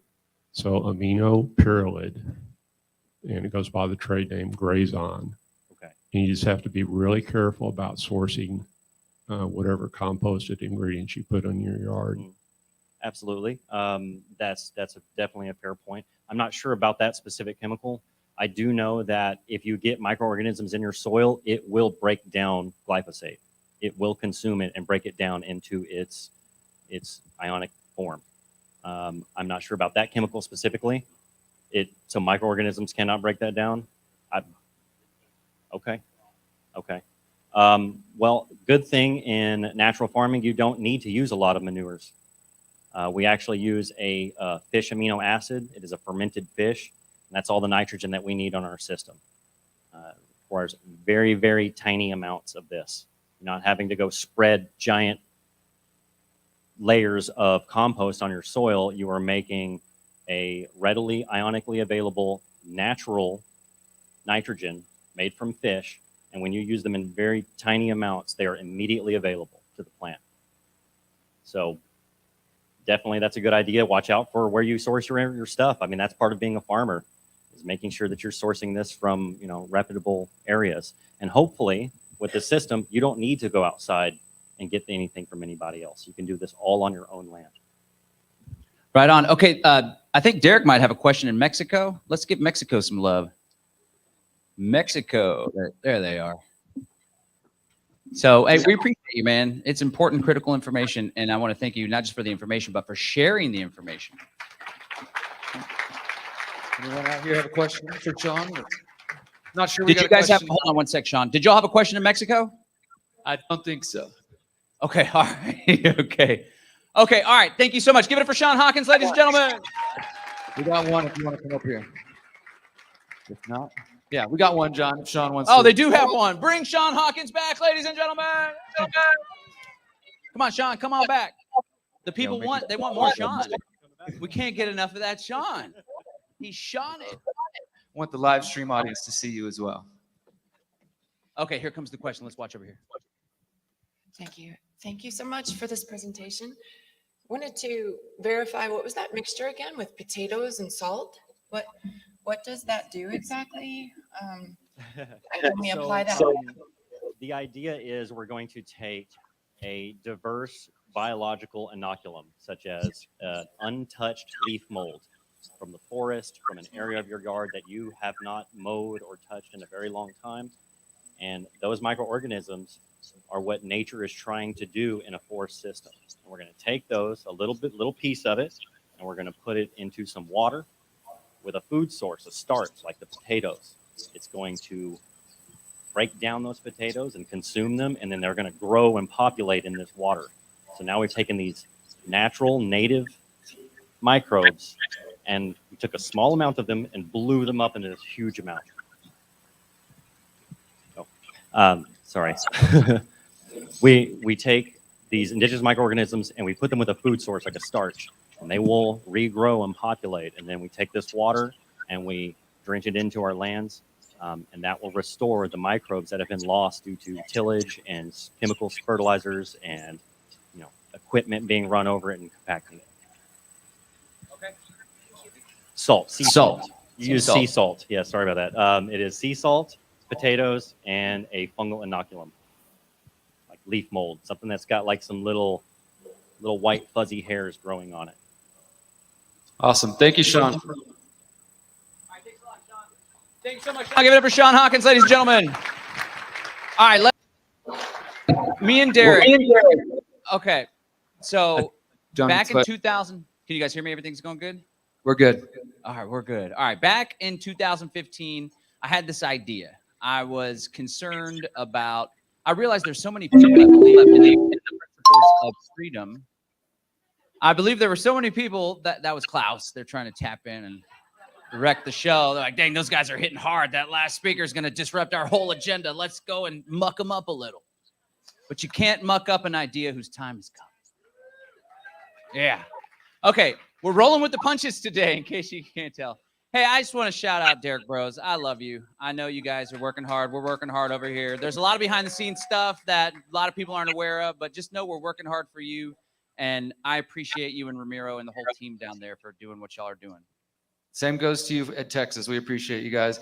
I'll pick up where you were going, John, which is that I heard John speak in Austin, Texas in 2016, I think, maybe 2015 was when I first heard you actually discuss it.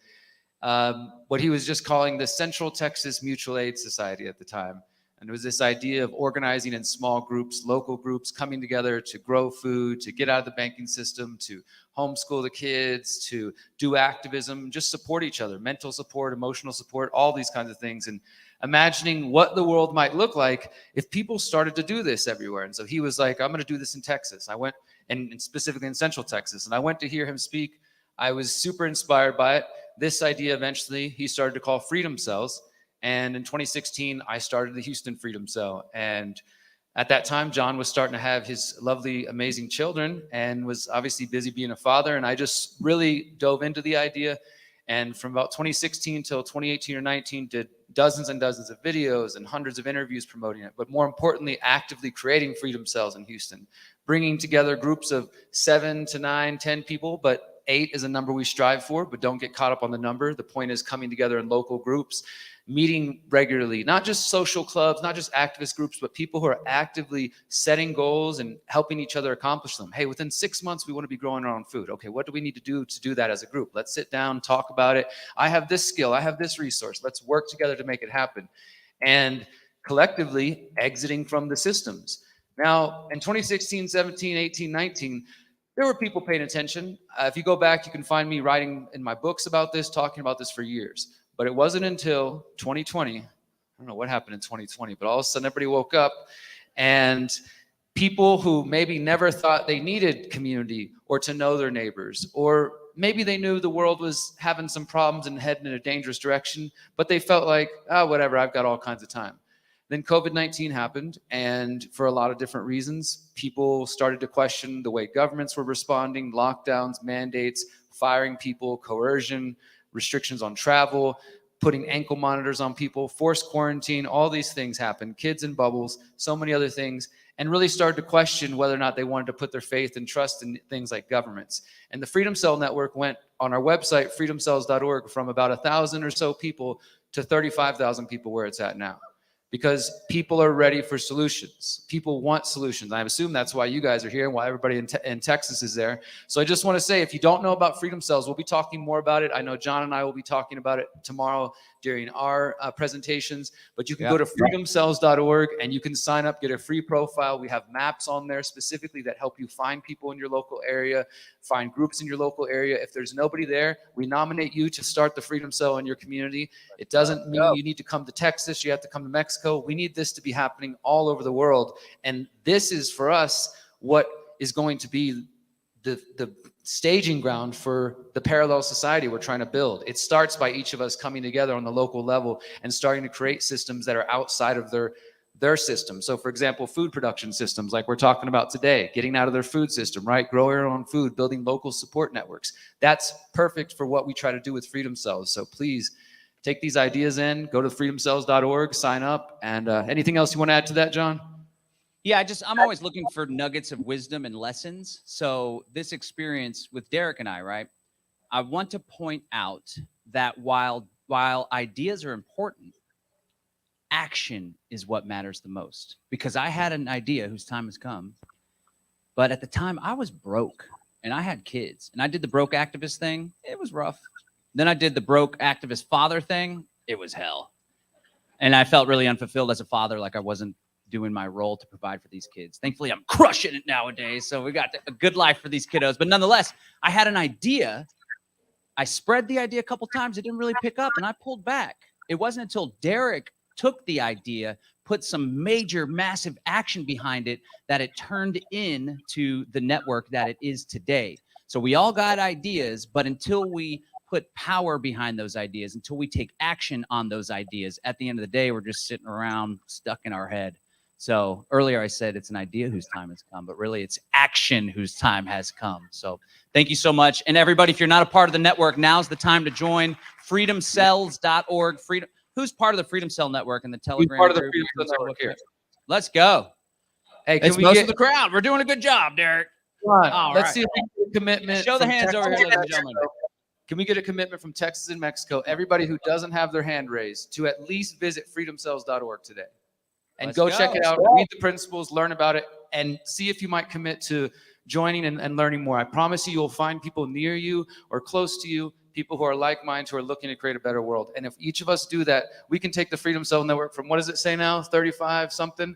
Let's get that to 40. Can we get it to 40,000? Everybody listening at home, it's not just about trying to grow our website. We don't get any money from this. In fact, it costs us money to do this. But if each of us do this around the world, we will build networks outside of their systems. So please do that. All right. All right. I guess we're getting ready to go to the next speaker here. We're getting our first speaker here in Mexico. Again, thank you to everybody watching at home. Thank you to the World Council for Health for streaming this as well.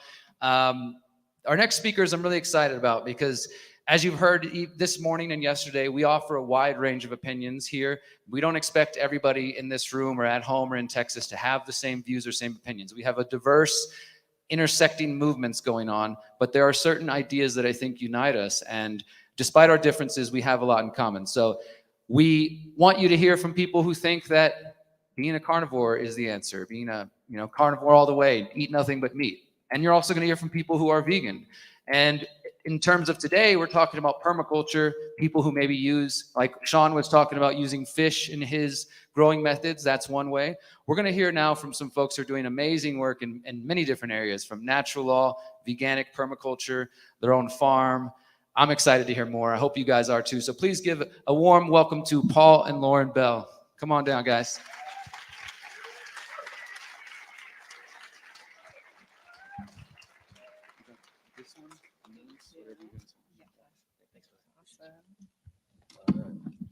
Let's take a second.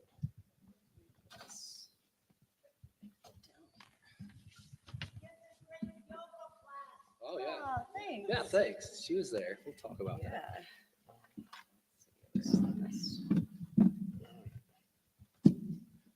Check, check. All right. Are you gonna use that? I don't know. It goes over my head. Okay. What about, All let's see, right. are our slides ready to go? Yeah. All right, cool. All right, well, thanks for that intro, Derek. We're really excited to be here So with a bunch of truth seekers and freedom lovers like us. So the title of our talk today is Ecology of the Soul, Organic Co-Creation with Nature. Just wanted to give you guys a little bit about ourselves. I studied organic agroecology at the University of Santa Cruz, California, Santa Cruz, and then went on to get a permaculture certification and then my master's in philosophy, cosmology, and consciousness with an emphasis in integral ecology. In addition to running our small family-owned organic farm, Lauren and I teach a homeschool co-op. I get to be a full-time father. I'm a farmer, an entrepreneur, a restaurant owner, and a yoga teacher. We taught yoga yesterday to kick things off at 8:30 out front, and we're going to do a class tomorrow morning at 8:30 and Sunday morning at 8:30 as well. So I'd like to invite you all. Yeah. So, All right. let's see. So Lauren and I started. Can we get the slides up? Oh yeah, can we get our slides back up? Sorry. We started an activism platform for teaching natural law and voluntarism. It's called truthloveandfreedom.com. And then in addition to operating our farm, we own a mobile organic plant-based restaurant that we named Ahim Subbles. So 3 years ago, our lives changed forever when my parents found this homestead in Southern California. We all knew right away that this was going to be our home forever. Yeah, we're very grateful to our parents because they shared in our vision, supported us, and took a giant leap of faith to move to the farm.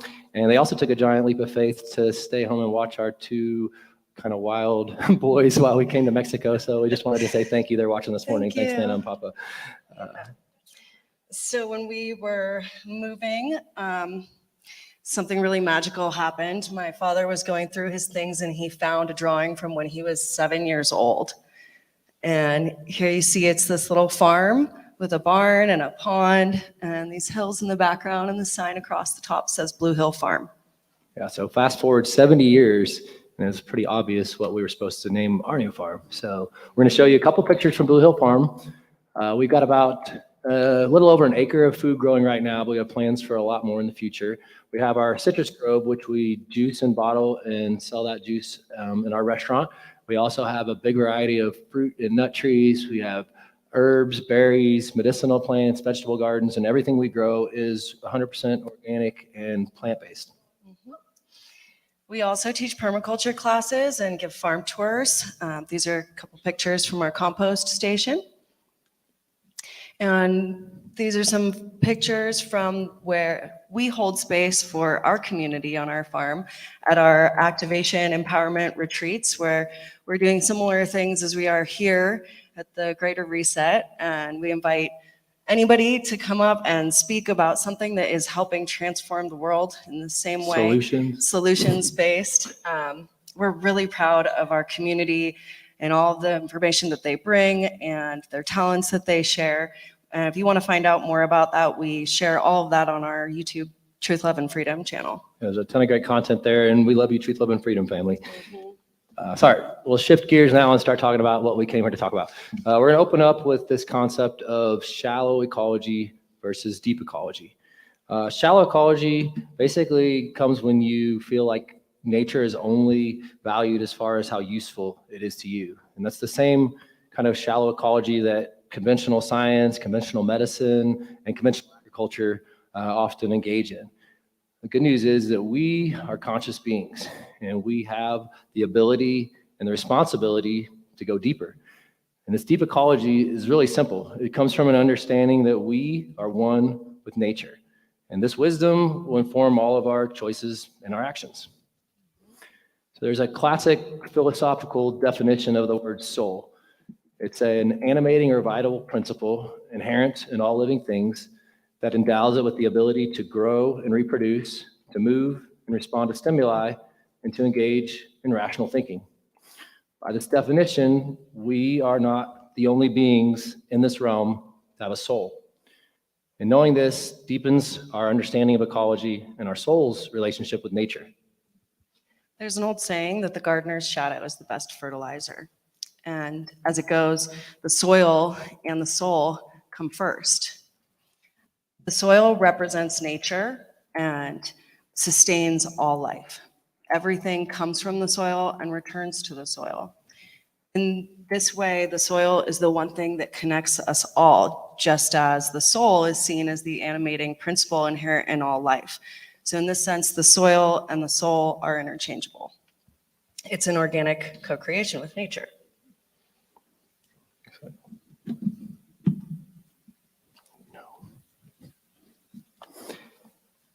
In this eco-creation, we begin to make more conscious choices and healthier lifestyle choices. And this is going to apply definitely to going to yoga in the morning. It's also going to apply to the food we eat and the choices we make about how we grow our food. So ecology of the soul is the manifestation of deep ecology, where we're constantly growing and reevaluating our choices and our connection with nature. So Paul and I began studying natural law together and really quickly distilled that the cornerstone principle is the golden rule, to do no harm. But take no shit. Or what you do to others will be done to you. And so in this sense, what we do to nature, we do to ourselves. And it was this simple idea that led us to choose a 100% organic, plant-based lifestyle for our family and our farm. It also led to me leaving my restaurant career. My employment didn't align with my values, and to be honest, it took me a lot longer to take the right action than it should have. The idea of losing a paycheck wasn't convenient, but when my then 4-year-old son called me out for it, I had no choice. I went in and gave my notice the next day. Yeah. That's a true story. And after quitting, we knew we had to find independent ways to support our family. And so we realized that we had to look deeper within ourselves, and we had to ask ourselves, what are our talents? What are our resources? And how can we use that to take part in the healing of the world in a way that's still going to support our family and is considered right livelihood? And that choice to prioritize my livelihood really opened up a million doors for us. And Birthed our websites and all of the endeavors we're doing on our farm. you know, it's been an adventure. It's not always been easy, but it's been incredibly empowering for our family. I'm sure many of you are familiar with the principle, this law of correspondence, as above, so below. We are surrounded by toxins that we have no control over. And what we do have control over is the choices we make about whether the food we put in our body is going to be poison or medicine. You know, that's why it's important to eat and grow organic food. The chemicals that they use in the chemicals that they use in conventional agriculture go way deeper than just the Roundup that they spray on the weeds. I think Sean talked a little bit about some of it. Yeah, and it goes way deeper than GMOs. You guys, they coat the seeds in toxic neonicotinoids. They fumigate the soils with toxic chemicals that kill basically everything in it, so that all that the soil is good for is holding the plant up. You know, if we continue to treat the earth like this, spraying poison to grow food, then we're going to continue to be treated like this. If you guys looked up today, yesterday, even here in Morelia, they're spraying us. And if you buy organic food, you're actually, non-organic food, you're actually supporting these guys. Something to think about. So, healthy soil is the cornerstone of life. So if we kill everything in the soil with these outdated conventional agriculture methods, then try to replace it with this never-ending cycle of synthetic fertilizers, we have to ask ourselves, what is that doing to our soul and to the soul of the earth? So we made the decision to get an organic certification for our farm. And obviously this isn't something everybody would be interested in, but we felt like there was value in the added visibility of being able to spread the message of how important it is to eat organic food through both our restaurant and the products we sell from our farm. We didn't have to contract with a bunch of government agencies to get our certification. We worked with a private certifier. And everything about the process was completely voluntary. Voluntarism is what free society looks like, but we're still going to need accountability. And we believe, even though the system isn't perfect, that this idea of a private certifier is actually how we could have some accountability within a voluntary system. So it's really important that we go and support organic farmers. We go to farmers markets and we see some farmers who identify as organic but are not actually certified, and that's great. There's some of them that are doing a really wonderful job. And then others I ask, what are your organic practices? And they tell me, well, I don't spray anything. That's great. I'm happy that they don't spray anything. But if they can't tell me where their seeds come from, what kind of fertilizers they use and other practices, then they're not organic. We're all here together at the Great Reset, and I'm going to assume that we can all pretty much agree that we have been lied to about pretty much everything. All right, so at UC Santa Cruz, I studied organic agroecology with Professor Steve Gleesman. He's had a huge impact on the world with organic farming. And he and his colleagues are the reason why we have organic strawberry farmers in the US today. All of the farmers that Steve asked to try growing organic told him that it was impossible to grow enough organic strawberries to feed the demand for production. And this is because they believed these fallacies, that it was normal, natural, and necessary for conventional strawberries to be bigger and better producers, for them to need to use chemicals to grow them. They even believed it was necessary to pump the soil full of methyl bromide. And that's one of the most toxic chemicals used in agriculture. So finally, Steve found Swanton Berry Farms in Santa Cruz, California, and they are now the oldest, first organic strawberry farm in the US. Today, those of us who eat organic strawberries know that they're way sweeter, that all of these fallacies are not true. They're sweeter, we can taste it, they're just as big as conventional ones, and by the fact that they're in practically every grocery store now, we can tell production isn't a problem either. Yeah, we went to go try to buy some today, and we couldn't get to the market. They weren't open yet, and we got here, and Derek said, hey guys, there's some organic strawberries over in that room over there if you want some. And I was like, cool, that works. I also wanted to say thanks to Alec for kind of opening up the conversation yesterday about fallacies, which we're going to talk a little bit about them. And understanding fallacies is a huge tool in the toolbox of a truth seeker, right? We need to be able to sift through things and find truth. We are generally resistant to change. And I think that's why a lot of times people fall back and hold on to these old traditional fallacies, especially the appeal to tradition. Tradition has a ton of value in our culture, in the society, in our families, but it can also tend to hold us back. So back in November, we had the best-selling author of the World Peace Diet, Dr. Will Tuttle, come and speak at our farm. He's an active leader in the freedom movement. He even spoke at the first Greater Reset in 2021, I believe. He shared some powerful words with us, and we're going to share them with you today. We have to understand that we are born into a society that is organized at its living core around animal agriculture and is organized around seeing beings as objects to be used. They don't like that. Cows and chickens are seen as objects that you buy and sell by the pound. So when we do that for 10,000 years, as we've been doing, we create an entire society that's probably the most materialistic ever in the history of the world, where we even see ourselves as just matter. Our basic natural wisdom, awareness, compassion, and empathy get repressed by being raised in a society that is literally killing billions of animals every day for food. We were born into this. We were told that this was the normal, natural, and necessary way that we eat and farm before we even knew what it was that we were doing. And once we reduce our appetite for it, it's way easier to step back and see why animal agriculture isn't necessary for the health of the land. We talk to a lot of people about this topic, and in the freedom movement, we find that a lot of people are resistant to just the idea of a plant-based diet. And the number one thing they say is they think it's part of the agenda of some dark controllers. I just want to bounce a theory off of you guys. You guys know what Occam's razor is, right? It's like the most simple explanation is likely true. So it's not a fallacy, it's just a theory. But so for 10,000 years, we've primarily been eating animals. And in the US alone, the meat industry is $1 trillion with a T, $1 trillion of business every year. Now, who do you think is making all that money? What corporations do you think are running this industry?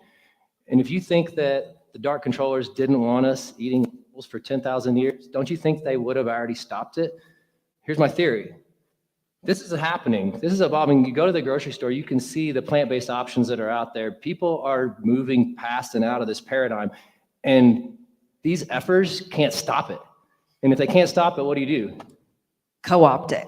That's right. So you take your money and your resources and you start producing all this bullshit plant-based food that has no nutritional benefits, it tastes like an animal, and you feed it to people and tell them now they've made this transition into plant-based. And then as a side benefit, you get all these truly conscious people that are on a path and they're considering these things, and you get them to stop. You get them to stop connecting with their authentic self and making choices that they know are better for them because they think they're supporting your evil. So that's my theory. I just wanted to share with you. Thanks, guys.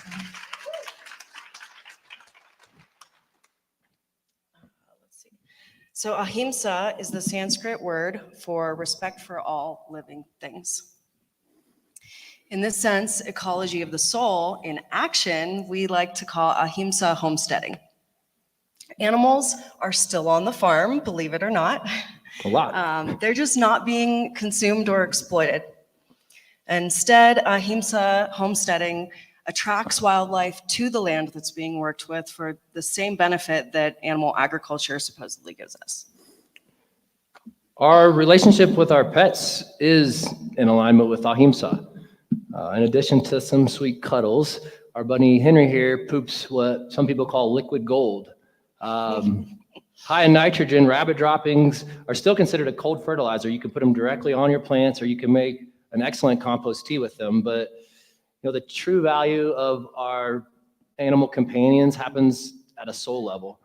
Loving a pet allows us a direct connection with another living being, and it deepens our connection to nature. And yeah. We're able to see the beauty in all animals through this connection. And we have a pond on our farm. It's so beautiful, and it's full of animal life. We've got lots of fish, turtles, crawdads, frogs, daily bird visitors, and so much more. The pond is over 8 foot deep, and it provides a really healthy habitat and ecosystem for the animals there. Just lose our slides. Sorry. Did we lose the slides? No. Do you still have it? Because my computer just went down. Is it not plugged in? All right, well, I don't know if we can move on with the slides. All right. You want to go grab your plug? Why? I can't do that. There's nowhere to plug it in. There is a plug right here. Okay. Go grab it. All right, I'm gonna grab a charger. Okay, I'm gonna talk keep about talking talk about about the pond. So our pond is really beautiful, and it has pumps in it that actually go to irrigate our citrus grove. And this is just, it's really amazing that we have this system in place and we're able to get all of those animal inputs without causing them any harm. In fact, we're creating a sanctuary for all of them to live. And it's pretty amazing the relationship that you can have with animals. We walk out to the pond and all of them come and greet us. Our son loves the turtles so much, he can call them by name and they come swimming up to them. For real. So we like to call this ahimsa aquaculture. Let's see if we can get our slides back up here. I can talk while it's coming up. It's coming up. So, you know, our goal here today is not to come and try to convince a bunch of people to eat and live like us. We do want to model some alternatives to traditional, or what could be called conventional permaculture, that says that animal inputs are required for a healthy permaculture system, or agricultural animal inputs specifically. Yeah. So we have to remember that we're all here co-creating together. And we have a responsibility to be constantly reevaluating our choices and our actions in our relationship with nature, with each other, with ourselves, and with how we organize society. We also want to offer soil solutions that are rooted in understanding deep ecology, organic food production, plant-based biodynamic and permaculture systems. When we do this, this brings us into alignment with the ecology of the soil. Hopefully we can get our slides back up. It's coming. It's coming. So the majority of conveniences today come with some sort of negative consequence. And, you know, it's human nature to crave order and routine. It makes our lives easier. Right? And when presented with options that either make our life easier or harder, we're likely to choose the easy way out and not look deeper into those consequences. Yeah, for me, I'll tell you guys, it's some cognitive dissonance in action. It's my cell phone. I know in my soul that the cell phone is further enslaving me, but I don't take the steps I need to remove it from my life. And another example of this on a larger scale is the factory farming of animals and conventional monocropping of our food. It's convenient for those of us who want to eat animals, and it's convenient for the farmers who want to grow just one crop, spray chemicals all over it, and do a lot less work. You know, I don't blame them for wanting things to be easier. But these trade-offs are extremely damaging to not only our health, but the health of the land, to our soils, and to our souls. My phone's not coming up here in the hotspot. The hotspot's not. All right, so we were going to show you a picture of our two beautiful Great Pyrenees dogs here. If we can get her hotspot to work. It's on. It's on. It's just not showing up on. Okay, anyway, so we always fed our dogs an organic diet, but we were convinced until about 4 or 5 months ago that we could not give them proper nutrition with a plant-based diet. And I'm not trying to open up a debate about this, but we did some research and we found that we actually did have some options. And none of the options were convenient. I could cook organic foods and grains and buy supplements and add them to them and make sure that they were getting proper nutrition, or I could spend a lot more money, which I don't have very much of, on dog food for them. And, you know, we still decided that it was important enough that we were going to move forward, and we did. And the dogs have transitioned great. They're super happy and they don't have to eat animals. And we're no longer supporting a part of the dog food industry that we don't agree with. So the point is that we all make these trade-offs, right? And if our priorities are not aligned, then we're likely to make choices that come with deep consequences. If we lead with our heart and our care, then we're a lot less likely to make these choices that are unaligned with our values and our authentic self. Yeah, we started to call this the Ahimsa Trivium while we were working on it. So it's the care, the convenience, and the consequences, and balancing all these things. And, you know, it definitely applies to the choices we make with our bodies and how we operate our homes and our homesteads. So we don't have the slide for you guys to see it, but Bill Mollison and Rudolf Steiner are considered the founding fathers of modern day permaculture and biodynamics. They both taught that ethical principles are at the core of humanity's relationship with nature. However, as tradition would have it, both biodynamics and permaculture insist that for a healthy, balanced farm system, agricultural animal inputs are necessary. You know, the truth is, the reason that people see these or animal agricultural inputs as necessary is because they want to eat animals. And, you know, you can't blame them. They've been told for 10,000 years that it's necessary and it's natural and it's normal to do that, right? But the truth is that raising animals on the farm for food is not sustainable. Whether you're talking about factory farming, which I think we can all agree is not sustainable, or if you're talking about the homestead, if you can eliminate the desire to eat the animals. You know, at that point, the space, the time, the energy, the effort, the resources required to raise these animals would not make sense. Some say that raising livestock on the homestead is our path to freedom. And 10,000 years, like you said, of tradition has told us that it is necessary. We propose that a deeper freedom comes when we let go of traditions, move beyond them, and let go of our attachments to thinking that we need to eat and use these animals to live. So not having our slides is hurting us because there's some things we really wanted to show you. My computer decided to do some updates and start doing some weird stuff. It's good timing. I guess it's a good thing we practice this outside. Okay, so this whole system comes into balance once we begin to understand that nature, all the way down to the soil under our feet, is imbued with soul. And so we came up with our own 3 principles for ecology of the soul, and they are care for self, care for animals in the earth, and care for people in a voluntary society. So we care for ourselves by choosing to eat and grow only organic, plant-based, and without the use of toxic products. And when we care enough to make this part of our lives, inevitably that care starts to extend out to nature. And animals are essential for the balance of nature. They have a right to life, and our care helps preserve that life, not exploit it. You know, the way we see it, if we don't find the care first for ourselves, and then for nature, and for others through the liberty of voluntarism, then we will continue to see people being exploited and enslaved around the world. It won't stop. And understanding this means that in ecology of the soul, we only use animal inputs that come from a natural biodiversity. And the best way to create this natural biodiversity on your farm is to attract wildlife in. They join the system as pollinators, as biological control agents, nutrient cyclers, and as consumers. When we're starting off our farms and starting to grow food, we need to question, what kind of cover crops or fertilizers we're planning on using. And so getting a soil test for your land is really important. Can tell you what kind of things your soil is lacking, and make sure that, you don't put too much of what you don't need into the soil. There's so many like micronutrients and minerals that just a little bit are going to put that balance back in place. And if you throw this whole like kitchen sink of fertilizers and nutrients at it, you're going to overload your soil and actually create this imbalance. So that's important.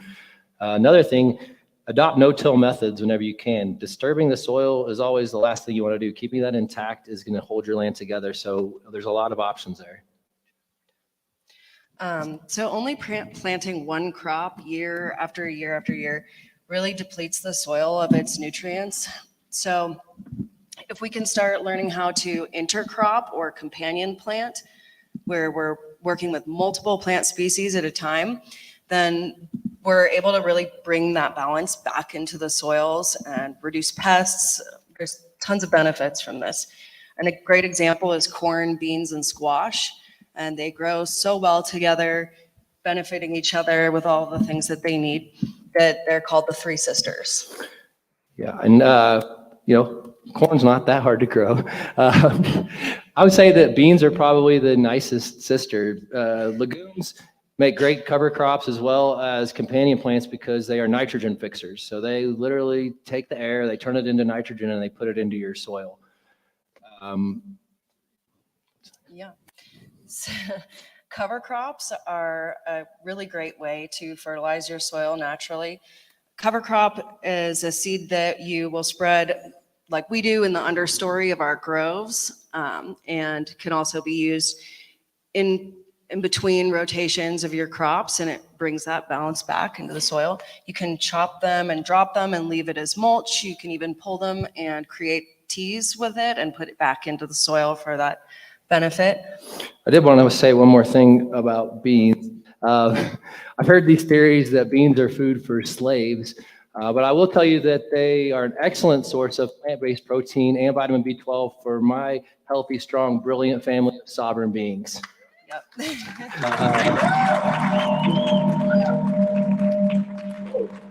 So we have a ton of trees on our property, and they make a lot of leaves, and that might sound like a pain in the ass, but actually leaves make great mulch.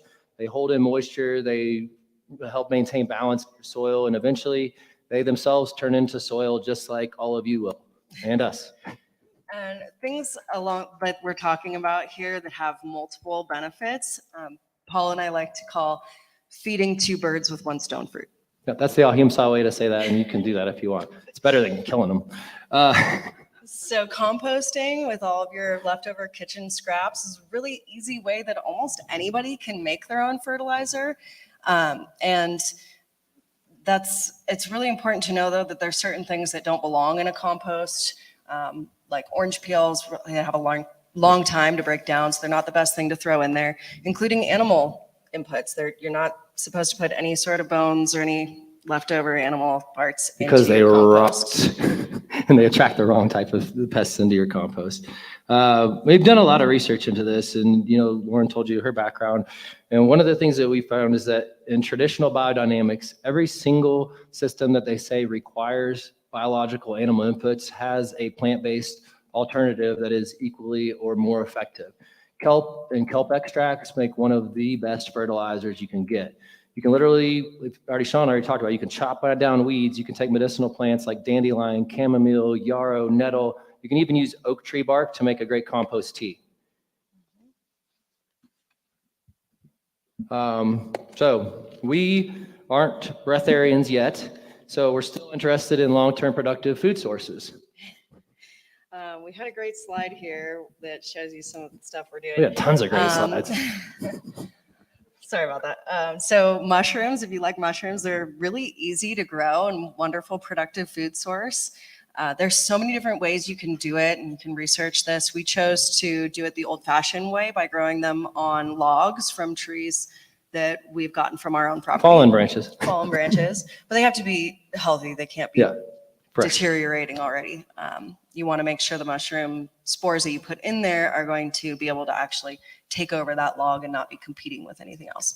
So we are in the second year of production with our mushrooms, but they can actually produce for over 7 years. It's pretty amazing. As far as long-term food production, we can't stress enough an emerging tree culture and how important that can be. Obviously, trees can provide food, but they provide habitat, shade. They hold in the soil. We could do another 30 minutes on how awesome trees are, right? Trees are awesome, you guys? Yeah, give it up for trees. Good. There's also plants that are like vegetative plants that are called tender perennials, like asparagus and artichokes, which artichokes can produce for up to 5 years and asparagus anywhere between 10 to 15 years. Another very sustainable food source, delicious one, are berries. Strawberries can produce for over 4 years. Blackberries, raspberries, 12 to 15 years. And blueberries, talk about long-term, a blueberry plant can produce for 40 to 50 years. It's pretty amazing. So we already talked a little bit about ahimsa aquaculture. This slide is called Water in the Land. And so it's really important that we manage how the land actually holds and moves the water. And we can do this with things called berms and swales, where if you have a slope on your property, then it's going to be really important that you actually start to manipulate how the water moves. And we can dig these swales that are like little ditches that have a big berm hillside right before them as it's going down the hill. You'd be able to see if we had our slide. And they do a really amazing job. I mean, we can hold in gallons and gallons and gallons of water through just the use of berms and swales. And they are placed along the contours of the hillsides, and the water will run off and snake its way down the hill as it slowly goes into the soil. It holds the soil in place as well. Cover crops, like we mentioned earlier, are also great at holding in the water in the soil. And you notice she said how the land moves the water, because in permaculture, that's what we want to do. There's going to be water, and we want our land to move the water, because when the water moves the land, you lose your land, right? It takes erosion. it with it. So you're also going to want to do soil analysis, because you're going to want to understand what you're working with. You want to know if your soil is sandy, loamy, clay, and you're going to be able to make adjustments based on that, and it's going to give you further insight into how the land is moving the water. So we want to propose that there are a lot of soil solutions that we can find within our own communities. It's going to be so important that we close these commerce loops and start limiting the amount of outside resources that we're relying upon. We can do this by buying local. We can do this by growing our communities. One way we've done that is to just start reaching out to our neighborhood. Whatever social app you want to get onto, just start reaching out and see who's of like mind. See who wants to trade with you with their resources from their farm.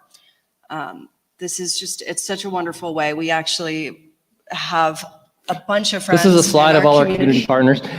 We've got so many people that we are co-creating See us later with for in the our slides. community, and some of them are video production teams. Some of them are also farmers that we do homeschool with, and just so many amazing people that we love. So another reason we want to close the commerce loop is from the ahimsa and doing the least harm you can perspective. When you put your resources outside where you don't know the company you're contracting with or doing business with, or you don't know where your resources are actually going, you could be supporting some really gnarly stuff. And so when you're circulating resources within your community, you know who these people are, you know what they're using those resources for. They're using them to grow their business, their farm, their family, et cetera. And so it's a good way to make sure that you're not supporting something kind of like voting. All right, so the good news is that this evolution is already happening. We're already moving into deep ecology, into the ecology of the soul. And, we have a responsibility. We start to become more conscious. We break free of this mind control. We create a positive feedback loop with our higher selves, with nature, and with each other. And if we can be present for it, and we can let go of our egos and our attachment to tradition, then we can move forward and evolve. It's no coincidence that the Buddha achieved enlightenment while meditating under a tree. And the stuff we share with you today is not an appeal to emotion, which is a common fallacy, but it is an appeal to the truth that resonates deep inside every single one of us. What is normal is empathy, and what is natural is compassion, and what is necessary now more than ever is care. Woo. We're not done. Almost. We talk a lot about rights in the freedom movement, of course. They're essential to upholding human freedom. Under deep ecology, we start to recognize the rights of nature. All living things have a right to life. And this then becomes an ecology of the soul, of our soul, of the animal soul, and the soil as the soul of the earth, an organic co-creation with nature. Now we're done. Thank you, guys. Thank you guys so much. Thanks for putting up with our technical difficulties. We look forward to connecting with all of you. Please check out our websites. We got some flyers with some information. We've got stickers. We're going to be here all week. We're doing a fundraiser for a food truck for our ahimsa bowls because we really want to get mobile and make this an option for people out there to choose more conscious food if they're led to do that. So you can support us with that. And then don't forget yoga tomorrow and Sunday. It's going to be awesome. I hope we see you. Thanks for this opportunity, Derek. We appreciate it. Thank you. Yeah, give it up for them. Give it up for Paul and Lauren. Thank you, guys. They don't need the slides. They did amazing. Yeah, and definitely catch the yoga in the morning. Appreciate everybody being here with us today. John, how you guys doing in Texas? Still there? Did everybody leave? Oh, look at that. They're giving you a round of applause. John's jumping around. We're doing great. Wow, what a powerful presentation. Buddhism is such an important philosophy, principle, spiritual realm. So I appreciate you guys tying that in with the permaculture and all that stuff. That was really awesome, awesome presentation. Give it up, give it up. Make some noise. Yeah, we're excited to have everybody here. We're just about to break for lunch. I just wanted to mention one other sponsor that has helped us make this happen.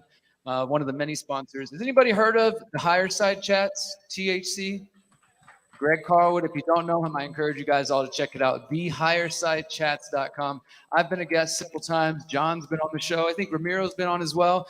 If not, we're going to get him on soon. Greg is a really great guy. And if you like to go deep, not only with solutions, but just talking about everything from alternative history, hidden archaeology, questions about science and health, and even things you didn't even know exist, simulation theory, all kinds of stuff. You want to check out the Higherside Chats. Greg does, look at that, aliens and otherworldly entities, magical toolbox. He goes really deep. And yeah, if you like to go deep with it, then I encourage you to check out Greg Carlwood at the Higherside Chats. He's doing really great work there. So I want to plug him. John, anything else before we take our lunch break? One more thing about Greg. So a lot of what he covers is like conspiratorial, even like some really esoteric stuff, right? Some weird, wild stuff. But he is also on the solutions wavelength just as we are. And in fact, I've heard him on other podcasts and they just want to talk conspiracy. But you can see he's evolving as a podcaster and as a human being. And he's recognizing we can only go so far talking about the problem. We need to ask ourselves this question: what are we going to do about it? And we don't stop there. Then we actually do it, right? So I know there's a lot of doers in this room, a lot of exiters and a lot of builders. Greg Carlwood and the Higherside Chats are. Who's ready to exit and build? Texas, Mexico, you guys ready to exit and build? You guys ready to get out of the systems, build new systems, new harmonious systems? Thank you guys for being here with us. I hope you enjoyed the morning. We're going to take our lunch break. We'll be back at 2 p.m. again. See you soon. 2 p.m. Peace.